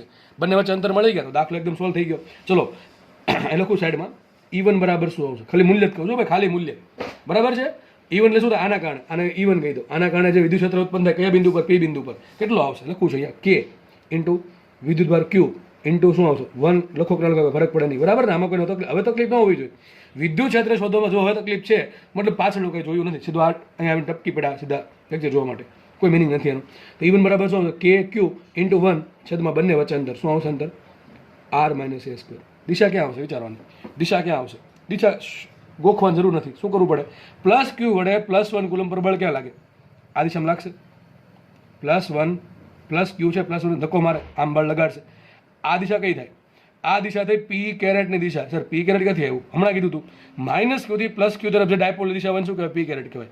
માઇનસ ક્યુથી પ્લસ ક્યુ તરફ જે ડાયપોલની દિશા હોય, બરાબર, સોરી જે દિશા મળે એને કહેવાય ડાયપોલ. જો ડાયપોલની દિશા હંમેશા કેવા હોય, ડાયપોલની અક્ષ પર હોય. તો માઇનસ ક્યુથી પ્લસ ક્યુ તરફ હંમેશા ડાયપોલની અક્ષ પર શું હોય, ડાયપોલ મોમેન્ટ દિશા હોય, પી કેરેટ. તો આ વિદ્યુત સૂત્ર ક્યાં આવશે, પી કેરેટની દિશામાં આવશે. ચલો આગળ વધીએ, સદિશ E2 લઈ લઈએ. શું લઈ લઈએ, સદિશ E2. ટૂંકમાં આના કારણે કેટલું બળ લાગે, બરાબર છે. તો આ માઇનસ છે, આ પ્લસ બળ ક્યાં લગાડશે, વિરુદ્ધ દિશામાં. આ ખેંચશે ને, આ માઇનસ ક્યુ +1 ને ખેંચવાનો પ્રયત્ન કરશે તો બળ લાગશે આ બાજુ. આપણે માઇનસનો ઉપયોગ દિશા શોધવામાં કરી નાખ્યો છે. તો હવે આ માઇનસનો ઉપયોગ મૂલ્ય મૂકવામાં કરશું નહીં. તો આના કારણે કેટલું બળ લાગે, તો કે ક્યુ અપોન આર સ્ક્વેર. કે ક્યુ ઇન્ટુ 1 લખવો પડે પણ ચાલશે. કે ક્યુ 1 છેદમાં બંને વચ્ચે અંતર શું અંતર આવશે, આર પ્લસ એ નો વર્ગ. બરોબર, આ થઈ ગયું બીજાના કારણે વિદ્યુત ક્ષેત્ર. અહીંયા સદિશ કર્યો તો દિશા લખવી પડે. દિશા ક્યાં છે જો, માઇનસ ક્યુ છે એ +1 ને પોતાની તરફ ખેંચે, ટૂંકમાં દિશા આ બાજુ છે, પણ પી કેરેટની દિશા તો આ બાજુ છે, તો E2 ની દિશા ક્યાં આવશે? પી કેરેટની દિશામાં વિરુદ્ધ દિશામાં, વિરુદ્ધ દિશામાં. ત્યાં શું લખશું આપણે? Minus P caret. ઘણાને ખબર ન પડે ને, ઘડીક આઈ કેરેટ ધારી લો, આ દિશા આઈ કેરેટમાં છે ને આ દિશા ઋણ આઈ કેરેટ, દેટ ઇઝ માઇનસ આઈ કેરેટમાં છે, બરાબર કે નહીં? બંને કિંમત મૂકો, વાત થઈ ગઈ પૂરી. તો પી બિંદુ પર નેટ વિદ્યુત ક્ષેત્ર કેટલું આવશે? સદિશ E બરાબર E1 પ્લસ E2. મૂક્યા કિંમત E1 કેટલા આવશે? KQ અપોન R માઇનસ એનો વર્ગ ઇન્ટુ પી કેરેટ પ્લસ અહીંયા શું આવશે? દેખાય છે આપણને KQ અપોન R પ્લસ એ સ્ક્વેર, સોરી R પ્લસ એ square into P caret, sorry minus P caret. Okay થઈ ગયું આટલું. કોમન શું નીકળે? KQ કોમન નીકળે છે અને એક તો પી કેરેટ કોમન નીકળે છે. તો આપણે કંઈક લખી આવું, KQ કોમન કાઢી નાખીએ ને અહીં શું આવશે?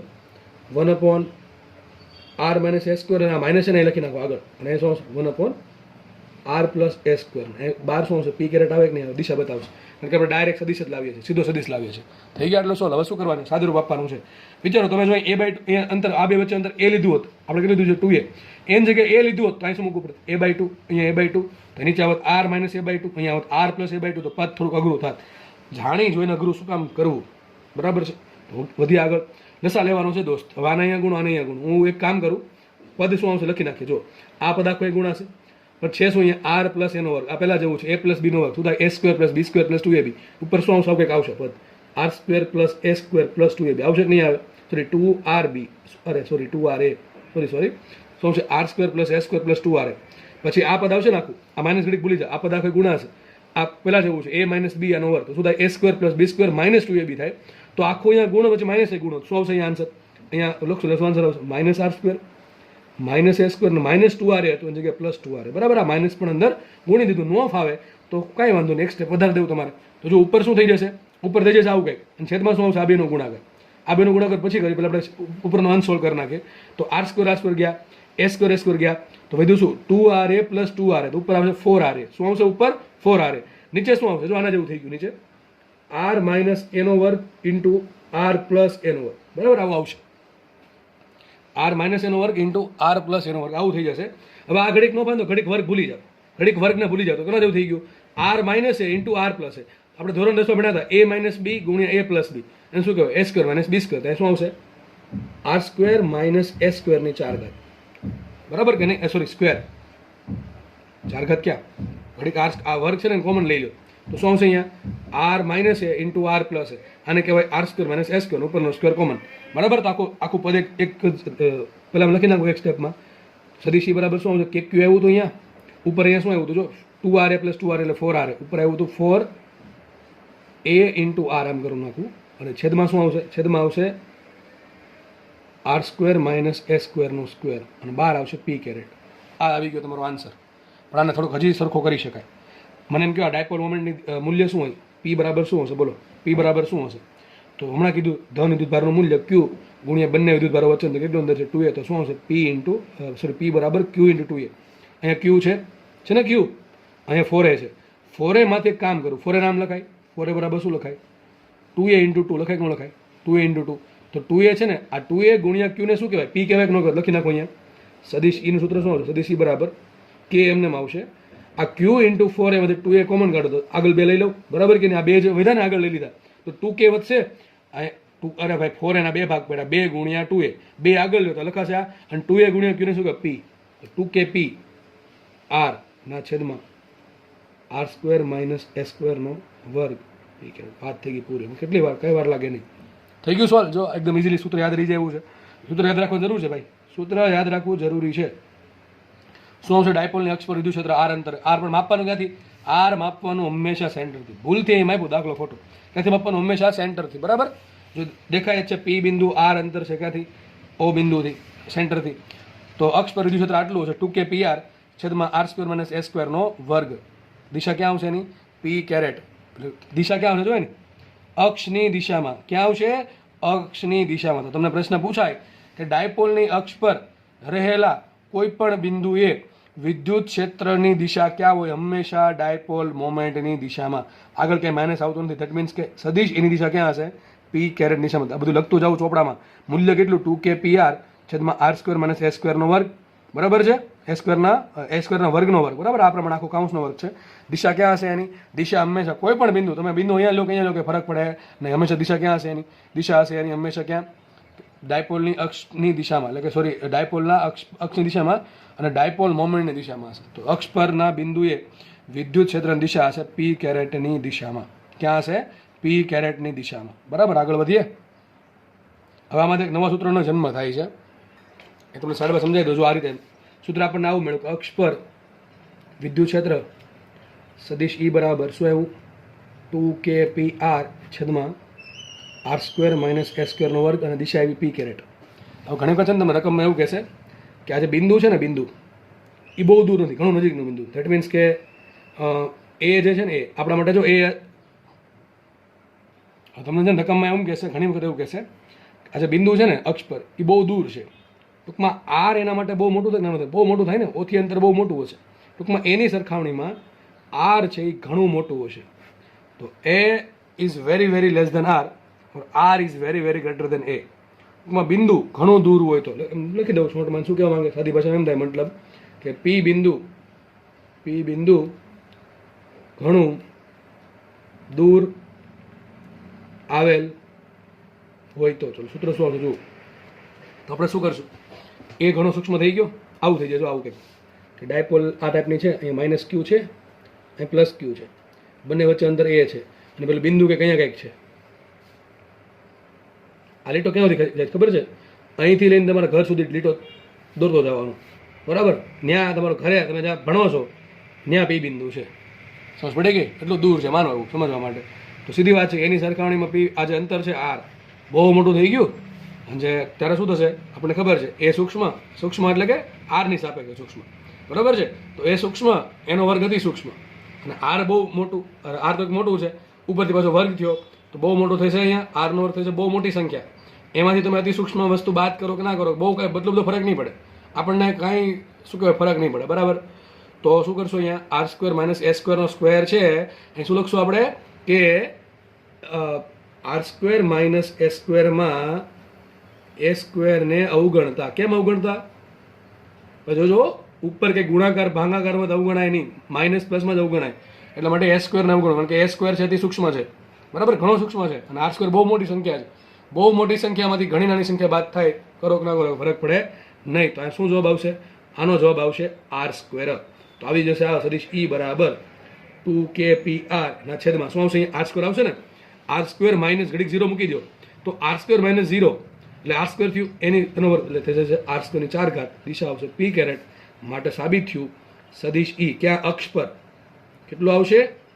Twice kp/r³. કયું આવશે? 2kp/r³ પી કેરેટ. સૂત્ર બે યાદ રાખવાના છે, બંને યાદ રાખવાના છે. મોટા ભાગના દાખલા સોલ્વ થશે અહીંથી સોલ્વ થશે, આના પરથી સોલ્વ થશે. પણ એવું નહીં કે નહીં પૂછાય દોસ્ત. તમને એમ કે આર બરાબર 10 સેન્ટીમીટર છે અને એ બરાબર 5 સેન્ટીમીટર છે, તો તમે આ સૂત્ર પરથી દાખલો ગણી શકો નહીં. કન્ડિશન મહત્વની છે દોસ્ત, સમજ પડતી હોય તો. શું કન્ડિશન છે? કે એની કિંમત આર કરતાં ઘણી નાની હોવી જોઈએ. તમને એમ કીધું અહીંયા કે આર બરાબર 20 મીટર છે અને એ બરાબર 5 સેન્ટીમીટર, તો વ્યાજબી વાત છે. ચલો ભાઈ, આર ઘણું મોટું છે, બરાબર? આ કેટલું થાય? 2000 સેન્ટીમીટર ને, 20 મીટર એટલે 2000 સેન્ટીમીટર. તો 2000ની સરખામણીમાં લગભગ 5 વડે ભાંગશું કે નહીં ભાંગો, સોરી બાદ બાકી કરશું તો એટલું તો ફરક નહીં પડે આન્સરમાં. અને એમ બી આપણે પછી કેલ્સી તો હોતું નથી, એટલે બહુ ફરક નહીં પડે. સમજ પડે કે નહીં?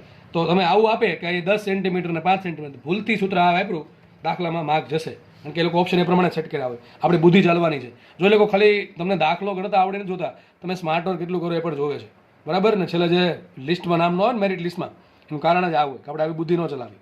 તો અક્ષ પર વિદ્યુત ક્ષેત્ર મળી ગયું. 100 વાતની એક વાત. મૂલ્ય કેટલું આવે? કોઈ પણ માટે સૂત્ર કયું સાચું? 2kpr/r² - s². દિશા ક્યાં છે? ઓલવેઝ પી કેરેટ. પરંતુ જો એમાં અંતર ઘણું ના મોટું હોય, કોનું અંતર? પી બિંદુનું સેન્ટરથી અંતર બહુ મોટું હોય, સૂત્ર આવશે 2kp/r³. ફટાફટ આપણે વિષુવવૃત્ત માટે પણ ગણતરી કરીએ. જો જેમ આપણે ડાયપોલની અક્ષ પર વિદ્યુત ક્ષેત્ર શોધ્યું, એ જ પ્રમાણે આજે આપણે ડાયપોલની વિષુવરેખા પર પણ વિદ્યુત ક્ષેત્ર શોધીશું. ચલો, વિષુવરેખા કોને કહેવાય? તો સીધી વાત છે, તો ડાયપોલ દોરી છે, એક ડાયપોલ દોરી છે, આ માઇનસ વિદ્યુતભાર છે, આ માઇનસ વિદ્યુતભાર છે, આ પ્લસ વિદ્યુતભાર છે, બરોબર કે નહીં? તો બંને વચ્ચે અંતર કેટલું છે? બંને વચ્ચે અંતર 2a છે. દેખાય છે 2a અંતર દેખાવું જોઈએ. આ અંતર આ O પોઈન્ટ છે, આ O પોઈન્ટ છે, ઓથી એનું માઇનસ ક્યુનું અંતર a અને આ અંતર પણ એ, તો કુલ અંતર થશે 2a. તો ડાયપોલ મોમેન્ટ કેટલી થાય? પી બરાબર શું લખાય? બોલો, પી બરાબર શું લખાશે? પી બરાબર લખાય ધન વિદ્યુત ભારનું મૂલ્ય ક્યુ ગુણ્યા બંને વચ્ચે અંતર. યાદ આવું રાખવાનું ગુજરાતીમાં. ડાયપોલ મોમેન્ટનું સૂત્ર શું આવે? ડાયપોલ મોમેન્ટનું મૂલ્ય ધન વિદ્યુત ભારનું મૂલ્ય ગુણ્યા બે વચ્ચે અંતર. આ થઈ ગયું. ઓકે, ચલો. અહીંયા માઇનસ છે, અહીંયા પ્લસ છે. આને શું કહેવાય? ડાયપોલની અક્ષ કહેવાય. ડાયપોલની અક્ષ પર વિદ્યુત ડાયપોલ મોમેન્ટની દિશા ક્યાં હોય? હંમેશા માઇનસથી પ્લસ તરફ. તો માઇનસ ક્યુથી પ્લસ ક્યુ તરફ દિશા શું આવશે? પી કેરેટ આવશે. એ જ રીતે પ્લસ ક્યુથી માઇનસ ક્યુ તરફ દિશા શું આવશે? માઇનસ પી કેરેટ આવશે. શું આવશે? Minus P caret. અરે ભાઈ હું એમ કહું ભાઈ, માઇનસ ક્યુથી પ્લસ ક્યુ જે દિશા છે એ પ્લસ પી કેરેટ વિરુદ્ધ કઈ થાય? Minus P caret. આ આઈ કેરેટ હતો, આ કઈ થાય? માઇનસ આઈ કેરેટ. બરાબર કે નહીં? ચલો, આ તો આ પી કેરેટ થઈ ગયું, આ માઇનસ પી કેરેટ થઈ ગયું, બંને વચ્ચે અંદર 2a થઈ ગયું, આ માઇનસ ક્યુ પ્લસ ક્યુ, મૂલ્ય ડાયપોલ મોમેન્ટનું કેટલું છે? ક્યુ ઇન્ટુ 2a. આટલું છે. આગળ વધીએ હવે. જુઓ, બિંદુ ક્યાં લેવાનું જેના પર વિદ્યુત ક્ષેત્ર શોધવું છે? ચોખ્ખું લખ્યું, ક્યાં? વિષુવરેખા પર. ક્યાં લેવાનું છે? વિષુવરેખા પર. વિષુવરેખા કોને કહેવાય? તો ડાયપોલના અક્ષને લંબ અને મધ્ય બિંદુમાંથી પસાર થતી જે લાઈન છે, આ જે છે એને શું કહેવાશે? આને કહેવાય વિષુવરેખા. બરાબર, આને કહેવાય વિષુવરેખા. તો વિષુવરેખા પર ધારો કે પી બિંદુ છે, આ બિંદુ પર વિદ્યુત ક્ષેત્ર શોધવું છે આપણે. અંતર ક્યાંથી માપશું? અંતર માપવાનું સેન્ટરથી. તો ધારો કે ઓ બિંદુથી વિષુવરેખા પર આવેલા પી બિંદુનું અંતર સ્મોલ આર છે. કેટલું છે? Small R. આપણે આ બિંદુ પર વિદ્યુત ક્ષેત્ર શોધવાનું છે. બસ સિમ્પલ દાખલો છે. તો દાખલા ગણાવ્યા છે, આવડવા જોઈએ આમ તો. બરાબર છે. સંબાજુ ત્રિકોણ ને લંબ ચોરસ ને આંત બધું ગણાવ્યું છે, એના પરથી આવડી જાય. વિચારીએ ચલો આપણે શું વિચારવાનું છે? વિદ્યુત ક્ષેત્ર કેટલું લાગે? આ બિંદુ પર વિદ્યુત ક્ષેત્ર શોધવું. ડેટ મીન્સ કે શું મૂકી દેવાનું? +1 કુલમ મૂકી દેવાનું. હજી આ મનમાં ન હોય તો ભૂલી જાવ. વિદ્યુત ક્ષેત્ર કોઈ આપણને આવડશે. આ વસ્તુ હજી મનમાં યાદ રહેતી ન હોય કે જે બિંદુ પાસે વિદ્યુત ક્ષેત્ર શોધવું છે ત્યાં +1 કુલમ મૂકવો જ પડે, એની સિવાય કોઈ રસ્તો જ નથી. તો શું મૂકી દીધું આપણે? +1 કુલમ વિદ્યુત ભાર મૂકી દીધો. હવે બળ કોણ લગાડે આના પર? બે લગાડશે. આ માઇનસ ક્યુ લગાડશે અને પ્લસ ક્યુ લગાડશે. ચલો, માઇનસ ક્યુ ક્યાં બળ લગાડશે? માઇનસ ક્યુને ખેંચશે. ધારો કે આ ડાયરેક્શનમાં ખેંચે છે. બરાબર છે. આ દિશા એટલા માટે દોરી દીધી છે કારણ કે થોડુંક વ્યવસ્થિત આકૃતિ લાગે. બાકી હાથથી દોરવા જઈએ તો ઘણી કોઈ આમ તેમ થઈ જાય, તમને ખબર છે. તો એટલા માટે ઓલરેડી દોરી દીધી છે. તો માનો કે માઇનસ ક્યુ છે એ આને ખેંચશે એટલે બળ લાગશે આ બાજુ E2. ધારો કે નામ આપીએ આપણે E2. શું નામ આપીએ? E2 નામ આપીએ છીએ. ઓકે. અને જે પ્લસ ક્યુ છે એ શું કરશે? +1 ને ધક્કો મારશે આ ડાયરેક્શનમાં. બંનેને જોડતી જે લાઈન છે એ દિશામાં ધક્કો મારશે તો અહીંયા આવશે E1. તો આ આવી ગયું E1, આ આવી ગયા E2. આટલું ખબર પડી ગઈ. હવે કામ કરીએ. એક E1 આમ ભાગે, E2 આમ ભાગે. આના પરથી કઈ નિષ્કર્ષ મળે નહીં. તો સાહેબ કરવું શું? કરવું પડે ઘટક પાડવા પડે. શું કરવું પડે? ઘટક પાડવા પડે. આપણે એના પહેલા શું કરવું પડશે? E1 E2ના મૂલ્ય જોઈ લઈએ. ઘટક પાડતા પહેલા મૂલ્ય જોઈ લઈએ તો સારું પડે. ચલો, પહેલા આપણે કામ કરીએ. E1 નું મૂલ્ય, ખાલી મૂલ્ય કહું છું. જો આનો માઇનસનો યુઝ થઈ ગયો દિશા શોધવામાં. બરાબર, તો ખાલી મૂલ્યની વાત કરીએ છીએ. ચલો, પ્લસ ક્યુના કારણે પી બિંદુ પર વિદ્યુત ક્ષેત્ર કેટલું? પ્લસ ક્યુના કારણે પી બિંદુ પાસે વિદ્યુત ક્ષેત્ર કેટલું આવશે? આરામથી મળે. કેમ ન મળે? સૂત્ર શું આવે? કે ક્યુ ઇન્ટુ 1 છે. તો બંને વચ્ચે અંતર કેટલું અંતર થાય? જો આ આર છે, આ એ છે, તો આ શું આવશે? અંડર રૂટ આવશે ને. અંતર આવશે under route R² plus S. ખબર પડે કે નહીં? આ અંતર આવે, આ બે વચ્ચે અંતર. આ શોધવાની જરૂર કેમ પડી? અરે સૂત્રમાં આવશે વિદ્યુત ક્ષેત્રનું. ચલો, E1 બરાબર શું આવશે? E1 બરાબર આવશે કે ઇન્ટુ આનું મૂલ્ય ક્યુ ઇન્ટુ 1 લખો કે ના લખો? છેદમાં શું આવશે? બંને વચ્ચે અંતરનો વર્ગ. બંને વચ્ચે અંતર કેટલું છે? Under route R² plus S. ત્રિકોણ જો કાટકોણ ત્રિકોણ બન્યો તો એનો વર્ગ કરો શું આવશે? અહીંયા R² પ્લસ S². આટલું થઈ ગયું. આ પહેલાના કારણે આ બિંદુ પર આટલું વિદ્યુત ક્ષેત્રનું મૂલ્ય છે. દિશા આ બાજુ છે. બરાબર. ઓકે, આગળ વધીએ. ચલો, માઇનસ ક્યુના કારણે.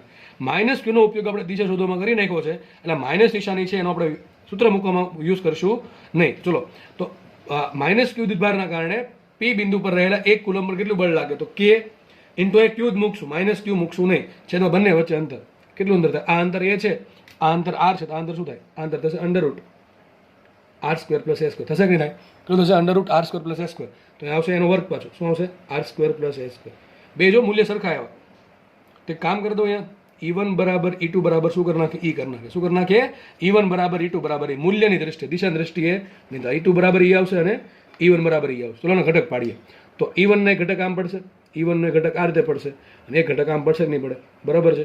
E1 છે, E છે. તો હવે ઘટક પાડવા માટે મારે જોવે શું? ખૂણો જોવે.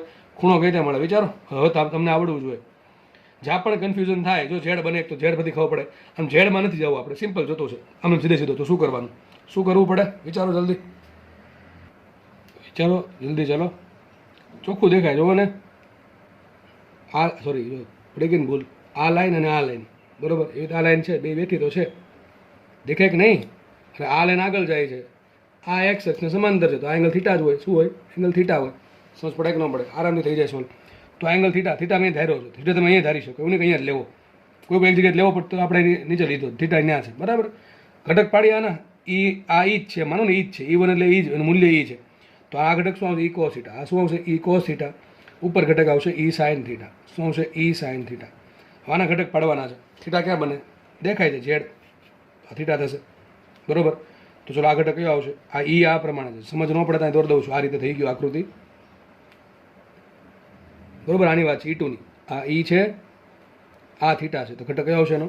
આ ઘટક આવશે ઈ કોસ થીટા, અને નીચે ઘટક કયો આવશે? E sine theta. તો જો E sine theta, E sine theta, દિશા વિરુદ્ધ, મૂલ્ય સરખા, બે કેવા ઉડી ગયા. વધુ શું?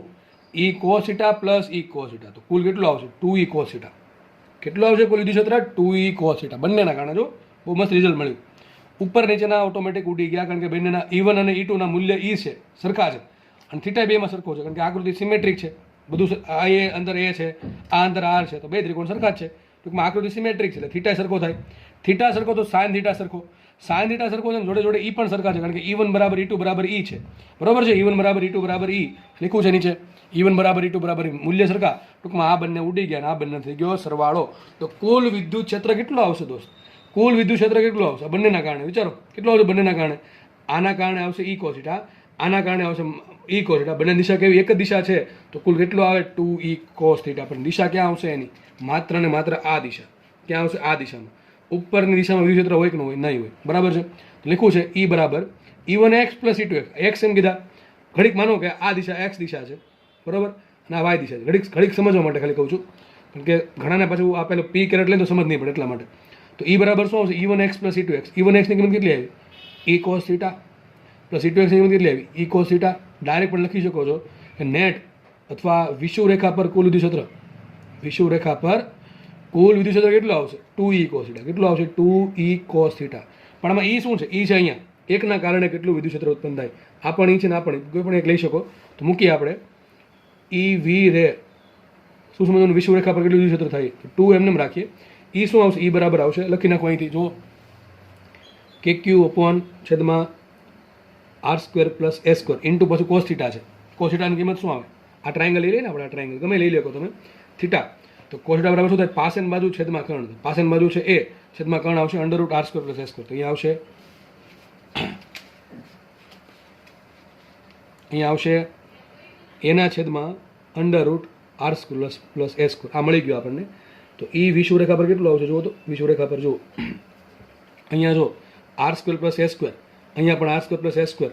અહીં કેટલી ઘાત છે? એક ઘાત છે. કેટલી ઘાત છે? અહીંયા ઘાત છે અડધી. અડધી ને એક એને શું કહેવાય? અડધી ને એક દોઢ ઘાત કહેવાય ને. તો આની કેટલી ઘાત આવશે? 3/2 ઘાત. તો લખાશે આ રીતે, થોડુંક આ પ્રમાણે લખું છું, KQ ઇન્ટુ 2a ના છેદમાં શું આવશે? R² પ્લસ S² ની કેટલી ઘાત? 3/2 ઘાત. આટલી ખબર પડી ગઈ. દિશા ચલો લખવી છે. દિશા ક્યાં આવશે આની? વિચારો. દિશા આમ જાય છે, આ ડાયરેક્શનમાં, બરાબર. ડાયરેક્શન આ બાજુ જાય છે. વિષુવરેખા છે, વિષુવરેખા એક અક્ષ છે. દિશા તો અક્ષ જેવી જ છે. જો અક્ષ આ છે તો આ દિશા કંઈક સમાંતર છે. દિશા p કેરેટ છે કે માઇનસ p કેરેટ? દેખાય છે ચોખ્ખું, જો માઇનસ p કેરેટ દિશામાં છે. કઈ દિશામાં છે? Minus p caret. તો યાદ રાખો, વિષુવરેખા પર પ્રશ્ન બહુ પૂછાય છે. આ પ્રશ્ન બહુ પૂછાય છે કે ડાયપોલની વિષુવરેખા પર આવેલા કોઈ બિંદુએ, કોઈ પણ બિંદુએ વિદ્યુત ક્ષેત્રની દિશા ક્યાં હોય? ડાયપોલ મોમેન્ટની દિશામાં કે વિરુદ્ધ દિશામાં? તો વિરુદ્ધ દિશામાં આવશે. શું આવશે? દેખાય છે જો દિશા p કેરેટ આમ છે, માઇનસ p કેરેટ આમ છે, આ મળ્યું આ બાજુ, તો શું આવશે? Minus p caret. તો યાદ રાખજો, આવશે માઇનસ p કેરેટ, બરાબર. અને મૂલ્ય આટલું આવશે. હવે વિચારો, જો પાછું Q ઇન્ટુ 2a. આ Q શું થાય? ધન વિદ્યુતભારનું મૂલ્ય, અને 2a શું કહેવાય? બંને વચ્ચેનું અંતર, એને શું કહેવાય? p કહેવાય. શું કહેવાય એને? p. તેને કહેવાય ડાયપોલ મોમેન્ટ. તો લખાશે માટે સદિશ E ક્યાં? વિષુવરેખા પર કેટલું આવશે? જો આને કહેવાય KP, બરાબર. શું થઈ જશે? K into p. તો KP ના છેદમાં R² પ્લસ S² ની 3/2 ઘાત. અહીંયા આવશે માઇનસ p કેરેટ. અને મૂલ્ય કેટલું? મૂલ્ય આવશે KP ના છેદમાં R² પ્લસ S² રેશુ 3/2. દિશા ક્યાં આવશે? Minus p caret. That means કે ડાયપોલ મોમેન્ટની વિરુદ્ધ દિશામાં દિશા આવશે. દેખાય જ છે ભાઈ. આ આને ખેંચે, આ આને ધક્કો મારતો 100% આમ જ જવાનો છે, કારણ કે આ બંને સરખું છે, આ બંને સરખું છે, એટલા, બરાબર. એટલા માટે બીજું કોઈ કારણ છે નહીં. તો આ આવી ગયો આપણો આન્સર. આમાં આપણે હજી ગણતરી કરશું. તો યાદ રાખજો, દિશા બધું જાતે લખવાનું છે વ્યવસ્થિત ચોપડામાં, કે મૂલ્ય કેટલું આટલું આવશે અને દિશા ક્યાં આવશે. આપણે એકમાં ગણતરી કરીએ કે ભાઈ પેલું અંતર જે છે એ બહુ મોટું હોય શું થાય? પેજમાં લખી નાખીને જોઈએ, તમને લખીને બતાવ્યું તો આગળ અક્ષ પર વાળું વિષુવરેખા પર કંઈક સાઈડમાં લખી નાખીએ, ચલો ને.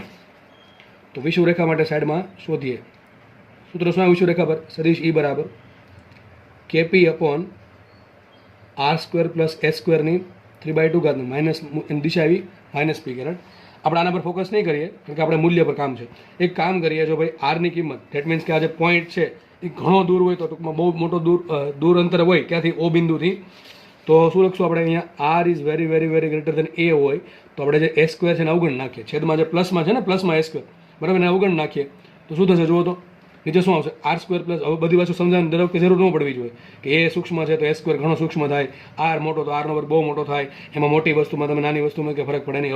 હવે નહીં કહું, બરાબર, સીધું અહીંથી સીધું જઈશ. હવે તો એ સ્ક્વેર છે ને આપણે અવગણીએ નીચે સરવાળામાં, બરાબર છે, તો શું આવશે નીચે આર સ્ક્વેર પ્લસ 0 વર્ગ રેસ ટુ 3/2, આવું આવ્યું કે આર સ્ક્વેરની 3/2 ઘાત થાય કે ન થાય, આ 0 વર્ગ 0 થઈ ગયો તો 2 ઉડી ગયા, શું નીચે વધશે આર ક્યુબ, તો અહીંયા આવશે સદિશ ઈ બરાબર શું આવશે, કેપી અપોન આર ક્યુબ. શું એવું, કેપી અપોન આર ક્યુબ, દિશા આવશે માઇનસ પી કેરેટ. બહુ ઇઝી સૂત્ર છે, જો યાદ રાખવું, કેપી અપોન આર. અહીંયા કેટલું આવ્યું જો, 2 કેપી અપોન આર ક્યુબ, અહીંયા કેટલું આવ્યું, કેપી અપોન આર ક્યુબ. પણ ક્યારે લાગુ પડે આ કન્ડિશન હોય તો આ ક્યારે વાપરી શકો, આ બંને ક્યારે વાપરી શકો કે જ્યારે બિંદુ છે અહીંયા અક્ષ પર ઘણા અંતર દૂર હોય, અહીંયા વિષુવરેખા પર ઘણા મોટા અંતરે દૂર હોય તો. અને યાદ રાખો હંમેશા આર ક્યાંથી માપવાનો, આર માપવાનો ઓ થી. ક્યાંથી માપવાનો, ઓ થી. ઓ શું છે લખી નાખવું કે ડાયપોલના મધ્ય બિંદુ, શું છે ઓ, ડાયપોલનું મધ્ય બિંદુ. આપણને આન્સર મળી ગયા છે, બરાબર છે. વિષુવરેખા પર આટલો આવશે, ટોટલ આટલું આવશે, કોઈ પણ જગ્યાએ લાગુ પડે, નાનું અંતર હોય કે મોટું અંતર હોય, પણ મોટું અંતર સૂત્ર તમે આપણે વાપરી શકશો, બરાબર. ચલો, તો અહીંયા છે ને મેં જે આપણે થિયરી ભણ્યા છીએ એનું વિસ્તૃત લખી દીધું છે અહીંયા તમને, બરાબર. ચલો, શું આપણે ભણ્યા હતા કે અક્ષ પર વિદ્યુત ક્ષેત્ર કેટલું મળે, 2kpr છેદમાં આર સ્ક્વેર માઇનસ એસ સ્ક્વેરનો સ્ક્વેર, દિશા ક્યાં આવશે, ડાયપોલની દિશામાં. વિષુવરેખા પર કેટલું મળશે, KP upon R square plus S square 3/2 minus P caret. તમે સાબિત કરાવ્યું છે, બરાબર, સાબિત કરાવ્યું છે, સીધું આપ્યું નથી. હવે એમાં કન્ડિશન લીધી કે જો ભાઈ અંતર બંને મોટા હોય, કયા અંતર, બે જે બિંદુ છે એનું અંતર ઓથી ઘણું દૂર હોય તો આપણે ખબર છે છેદમાં એસ સ્ક્વેર ભૂલી જવાના. શું આવશે સૂત્ર, 2kp/r cube into P caret, અહીં દિશા આવશે પી કેરેટ, અહીંયા શું આવશે KP upon R cube minus P caret. તો સિમ્પલ, ઘણી વખત આવું પણ લખ્યું હોય minus KP upon R cube into P caret, પણ આ માઇનસ મોટા ભાગ અહીંયા જ રહેવા દેવું, બરોબર, કારણ કે આ માઇનસનો કંઈ મિનિંગ નથી. અહીંયા આ માઇનસ શું બતાવે છે, આ માઇનસ એમ બતાવે દિશા ક્યાં છે, ડાયપોલ મોમેન્ટની વિરુદ્ધ દિશામાં. ક્યાં છે, ક્યાં, વિષુવરેખા પર. તો સાબિત શું થયું, અક્ષ પર વિદ્યુત ક્ષેત્ર હોય ડાયપોલ મોમેન્ટની દિશામાં, વિષુવરેખા પર વિદ્યુત ક્ષેત્ર ક્યાં હોય, ડાયપોલ મોમેન્ટની વિરુદ્ધ દિશામાં. આ લખ્યું છે દિશા ક્યાં છે, જો દિશા હશે ડાયપોલ મોમેન્ટની દિશામાં અક્ષને સમાંતર, અને અહીંયા ક્યાં હશે, ડાયપોલ મોમેન્ટની વિરુદ્ધ દિશામાં, બરોબર કે નહીં. હવે એક કામ કરીએ, આની કમ્પેરિઝન કરીએ. જો આ ઉપરનું ઘડીક ભૂલી જાઓ, ટૂંકમાં હું માની લઉં છું કે બિંદુ ઘણું દૂર છે, તો જો બિંદુ ઘણું દૂર હોય અને ઘડીક દિશા ભૂલી જઈએ, ખાલી મૂલ્યની કમ્પેરિઝન કરવી છે, અક્ષ પર કેટલું વિદ્યુત ક્ષેત્ર અને વિષુવરેખા પર કેટલું વિદ્યુત ક્ષેત્ર. હું બે વસ્તુ ભૂલો છું, એક તો મેં એવું નક્કી કર્યું કે બિંદુ છે ઘણું દૂર છે, સૂત્ર આપણે બંને વાપરી શકશું આપણે, અને બીજું ઘડીક દિશા ભૂલી જઈએ તો શું અહીંયા સૂત્ર શું આવશે, અક્ષ પર વિદ્યુત ક્ષેત્ર કેટલું હોય, 2kp/r ક્યુબ, અહીંયા કેટલું kp/r ક્યુબ. જો અક્ષ પરના બિંદુનું અને વિષુવરેખા પરના બિંદુનું અંતર આર ક્યુબ પણ સરખું હોય, બરાબર છે, અંતર આર ક્યુબ પણ સરખું હોય, તો એ લખ્યું છે કે બિંદુ જો અહીંયા છે એનું ઓથી અંતર આર છે, અહીંયા ઓથી અંતર આર છે, ક્યાં, વિષુવરેખા પર. જો આવું થાય તો અહીં 2 છે ને અહીંયા ખાલી એક જ છે, તો સાબિત શું થયું. ક્યારે હું કહું છું, ફરીથી કહું છું કે જ્યારે બિંદુઓ ઘણા દૂર હોય, પછી બીજું દિશા ઘડીક સાઈડમાં રાખીએ, અને ત્રીજું કે આપણે બંને વિષુવરેખા પર જેટલું અંતર છે એટલું જ અંતર જો અક્ષ પર હોય તો અક્ષ પર વિદ્યુત ક્ષેત્ર આવશે 2kp/r ક્યુબ, અહીંયા આવશે kp/r ક્યુબ. સાબિત એવું થશે કે અક્ષ પરનું વિદ્યુત ક્ષેત્ર વિષુવરેખા કરતાં ડબલ થશે, 2kp/r ક્યુબ, kp/r ક્યુબ. આ પ્રશ્ન બહુ આઈએમપી છે, બહુ જ આઈએમપી છે. ગણવા બેસશો તો 2-3 મિનિટ કાઢી નાખશે, અને યાદ હશે તો 5 સેકન્ડમાં ટીક કરી દેશો. પણ કન્ડિશન છે શું, જો A is very very greater than હોય તો, અને આર સમાન હોય તો અક્ષ પરનું વિદ્યુત ક્ષેત્ર વિષુવરેખા કરતાં ડબલ થાય મૂલ્યની દ્રષ્ટિએ. દિશા તો વિરુદ્ધ આવવાની છે, આ આવશે ડાયપોલ મોમેન્ટ દિશામાં, આ આવશે હંમેશા ડાયપોલ મોમેન્ટની વિરુદ્ધ દિશામાં. આટલી ખબર પડી ગઈ કે ન પડી. ચલો આગળ વધીએ. બીજું વિદ્યુત એક પ્રશ્ન આ પૂછશે, બીજો પ્રશ્ન આવો પૂછશે કે વિદ્યુત ક્ષેત્રના કારણે આર ખૂબ જ મોટા અંતરે રહેલા બિંદુએ વિદ્યુત ક્ષેત્ર આરની કેટલી ઘાત પ્રમાણે બદલે છે. તો શું આવશે, E proportional two 1/r cube. અહીંયા પણ શું આવે, E proportional two 1/r cube. તમે ડાયરેક્ટ નહીં કહી શકો, અહીં તમે ડાયરેક્ટ ના કહી શકો, બરાબર, કઈ રીતે બદલે છે. અહીંયા પણ તમે ડાયરેક્ટ ના કહી શકો. તો ક્યારે પૂછશે, આ જ પૂછે તમને પ્રશ્ન કે જે બિંદુએ વિદ્યુત ક્ષેત્ર શોધવાનું છે. ટૂંકમાં એમ કહેશે કે ડાયપોલની મધ્ય બિંદુથી ખૂબ જ દૂરના બિંદુએ ઉદ્ભવતું વિદ્યુત ક્ષેત્ર, પછી અક્ષ હોય કે વિષુવરેખા હોય, દરેક માટે કેટલું બદલે, હંમેશા E proportional two 1/r cube. તો લખ્યું છે ડાયપોલ માટે મોટા અંતરે, આ શબ્દ જરૂરી, ડાયપોલ માટે મોટા અંતરે આર અંતરે વિદ્યુત ક્ષેત્ર કેટલું હોય તો અક્ષનું સૂત્ર શું આવે, 2kp/r ક્યુબ. વિષુવરેખાનું સૂત્ર શું આવે, kp/r ક્યુબ. સૂત્ર શું આવશે, E proportional two r cube. આ સવાલ મોસ્ટ આઈએમપી. જો ભાઈ એક માર્ક્સના રોકડા સવાલ છે, બરોબર, એમાં સીધું આમ કે આમ આવડે નથી આવડતું, સીધું વાત થઈ ગઈ પૂરી, બરાબર. સીધા 4 માર્ક આવે કે કંઈ ન આવે. અને બોર્ડમાં કે ગુજકેટમાં પૂછે તો 1 માર્ક આવશે એમાં. બરાબર. આ જો કે આ ગુજકેટના બોર્ડના જ પ્રશ્નો છે, પણ નીટમાં જીમાં પણ પૂછાય, એવું નથી ન પૂછાય. બધું કે અઘરું ન પૂછે નીટમાં જીમાં, આમાં ઇઝી પણ પૂછવું પડે. બરાબર છે. ચલો આ વાત ખબર પડી ગઈ. આપણે પહેલાં શું ભણ્યા હતા? માનો કે હું તમને કહું કે ક્યુ વિદ્યુતભાર છે. ક્યુ વિદ્યુતભારના કારણે આર અંતરે વિદ્યુત ક્ષેત્ર શું હોય? ત્યાં શું મૂકવાનું? +1 કુલમ વિદ્યુતભાર મૂકીએ તો ક્યુ વિદ્યુતભારના કારણે સૂત્ર શું હોય? કે ક્યુ અપોન આર સ્ક્વેર. શું આવે ખબર છે ને? કે ક્યુ અપોન આર સ્ક્વેર. તો આપણે તમને એમ પૂછે કે બિંદુવત વિદ્યુતભારના કારણે આર અંતરે વિદ્યુત ક્ષેત્ર કેટલું હોય? તો આવશે કે ક્યુ અપોન આર સ્ક્વેર. કેટલું કોના ડિપેન્ડ કરે? તો E proportional to 1 upon R square આવશે. જુઓ તો બિંદુવત માટે વિદ્યુત ક્ષેત્ર ડિપેન્ડ કરે 1 અપોન આર સ્ક્વેર, જ્યારે ડાયપોલ માટે વિદ્યુત ક્ષેત્ર ડિપેન્ડ કરશે 1 અપોન આર ક્યુબ. આવું તમને વોલ્ટેજમાં શીખવાડીશ. બરોબર. ફરીથી કહું છું, બિંદુવત વિદ્યુતભાર ક્યુના લીધે આર અંતરે ઉદ્ભવતું વિદ્યુત ક્ષેત્ર હોય કે ક્યુ અપોન આર સ્ક્વેર, તો એનો ડિપેન્ડ શું કરે? 1 અપોન આર સ્ક્વેર. એક ઘાત હંમેશા વધારે દેવાનું. બિંદુવત ડાયપોલમાં જે હોય એની ઘાત વધારે દેવાની. બરાબર. એ ભવિષ્યમાં ભણશું આપણે. બરોબર. અત્યારે વિદ્યુત ક્ષેત્રની વાત કરીએ છીએ તો શું આવશે? બિંદુવત એટલે કે નાનકડા આના કારણે, એકના કારણે કેટલું આવે? E proportional to 1 upon R square આવે. તો ડાયપોલ માટે કેટલું આવે? E proportional to 1 upon R cube આવે. શું આવે? E proportional to 1 upon R cube. વાત થઈ ગઈ પૂરી. તો આ જે પેજ છે એ પેજમાંથી એક પ્રશ્ન ડેફિનેટલી કોઈક ને કોઈક એક્ઝામમાં જોવા મળશે. તો પેજ થઈ ગયું મોસ્ટ આઈએમપી. પેજમાંથી એક પ્રશ્ન તમે એક્સપેક્ટ કરી શકો, 100% કરી શકો પ્રશ્ન પૂછાય. ખાસ આ પ્રશ્ન બહુ તમને એમ કહેશે કે એક બિંદુ આ જે પી બિંદુ છે બહુ દૂર છે, તો ખબર પડી ગઈ આપણે આ સૂત્ર વાપરી શકશું. તમને એમ કહેશે કે આ પી બિંદુ માટે આર અંતરે અક્ષ પરના બિંદુએ, જો પી બિંદુ અક્ષ પર હોય તો આર અંતરે ઉદ્ભવતું વિદ્યુત ક્ષેત્ર ધારો કે એમ કીધું તમને 0.5 ન્યૂટન પર કુલમ છે, તો વિષુવરેખા પર કેટલું આર અંતર? 0.25. થઈ ગયું. 2 સેકન્ડ થઈ. કેમ ખબર પડે? અક્ષ પર જેટલું હોય, જો બે વસ્તુ જોવાનું, અંતર મોટું હોવું જોઈએ અને બેનું અંતર સરખું હોવું જોઈએ. તમને એમ કે આ પી બિંદુ છે એ અક્ષ પર છે આર અંતરે, ત્યાં વિદ્યુત ક્ષેત્ર 0.5 ન્યૂટન પર કુલમ છે. બરોબર કે નહીં? તો વિષુવરેખા પર આટલા જ અંતરે રહેલા ખૂબ દૂરના પી બિંદુ એ વિદ્યુત ક્ષેત્ર કેટલું? તો શું આવશે? 0.25. આની દિશા ક્યાં આવે? પી કેરેટ. આની દિશા ક્યાં આવે? -પી કેરેટ. બરાબર. અહીંયા અક્ષ પર જેટલું હોય અડધું અહીંયા હોય, અને વિષુવરેખા પર જેટલું હોય ડબલ ક્યાં હોય? અક્ષ પર. અહીંયા 0.25 આપે, અહીં કેટલું હોય? 0.5 હોય. આટલી આવડશે કે નહીં આવડે? અને ખાસ આ વાત કોના પર ડિપેન્ડ કરે? 1 upon E proportional to 1 upon R cube આવશે, અહીંયા E proportional to 1 upon R square આવશે. તો લેક્ચર રાખીએ આપણે અહીંયા. નેક્સ્ટ લેક્ચરમાં આપણે ડાયપોલની જે બાકીની થિયરી છે એ આપણો અભ્યાસ કરીશું. ધન્યવાદ. જય હિન્દ.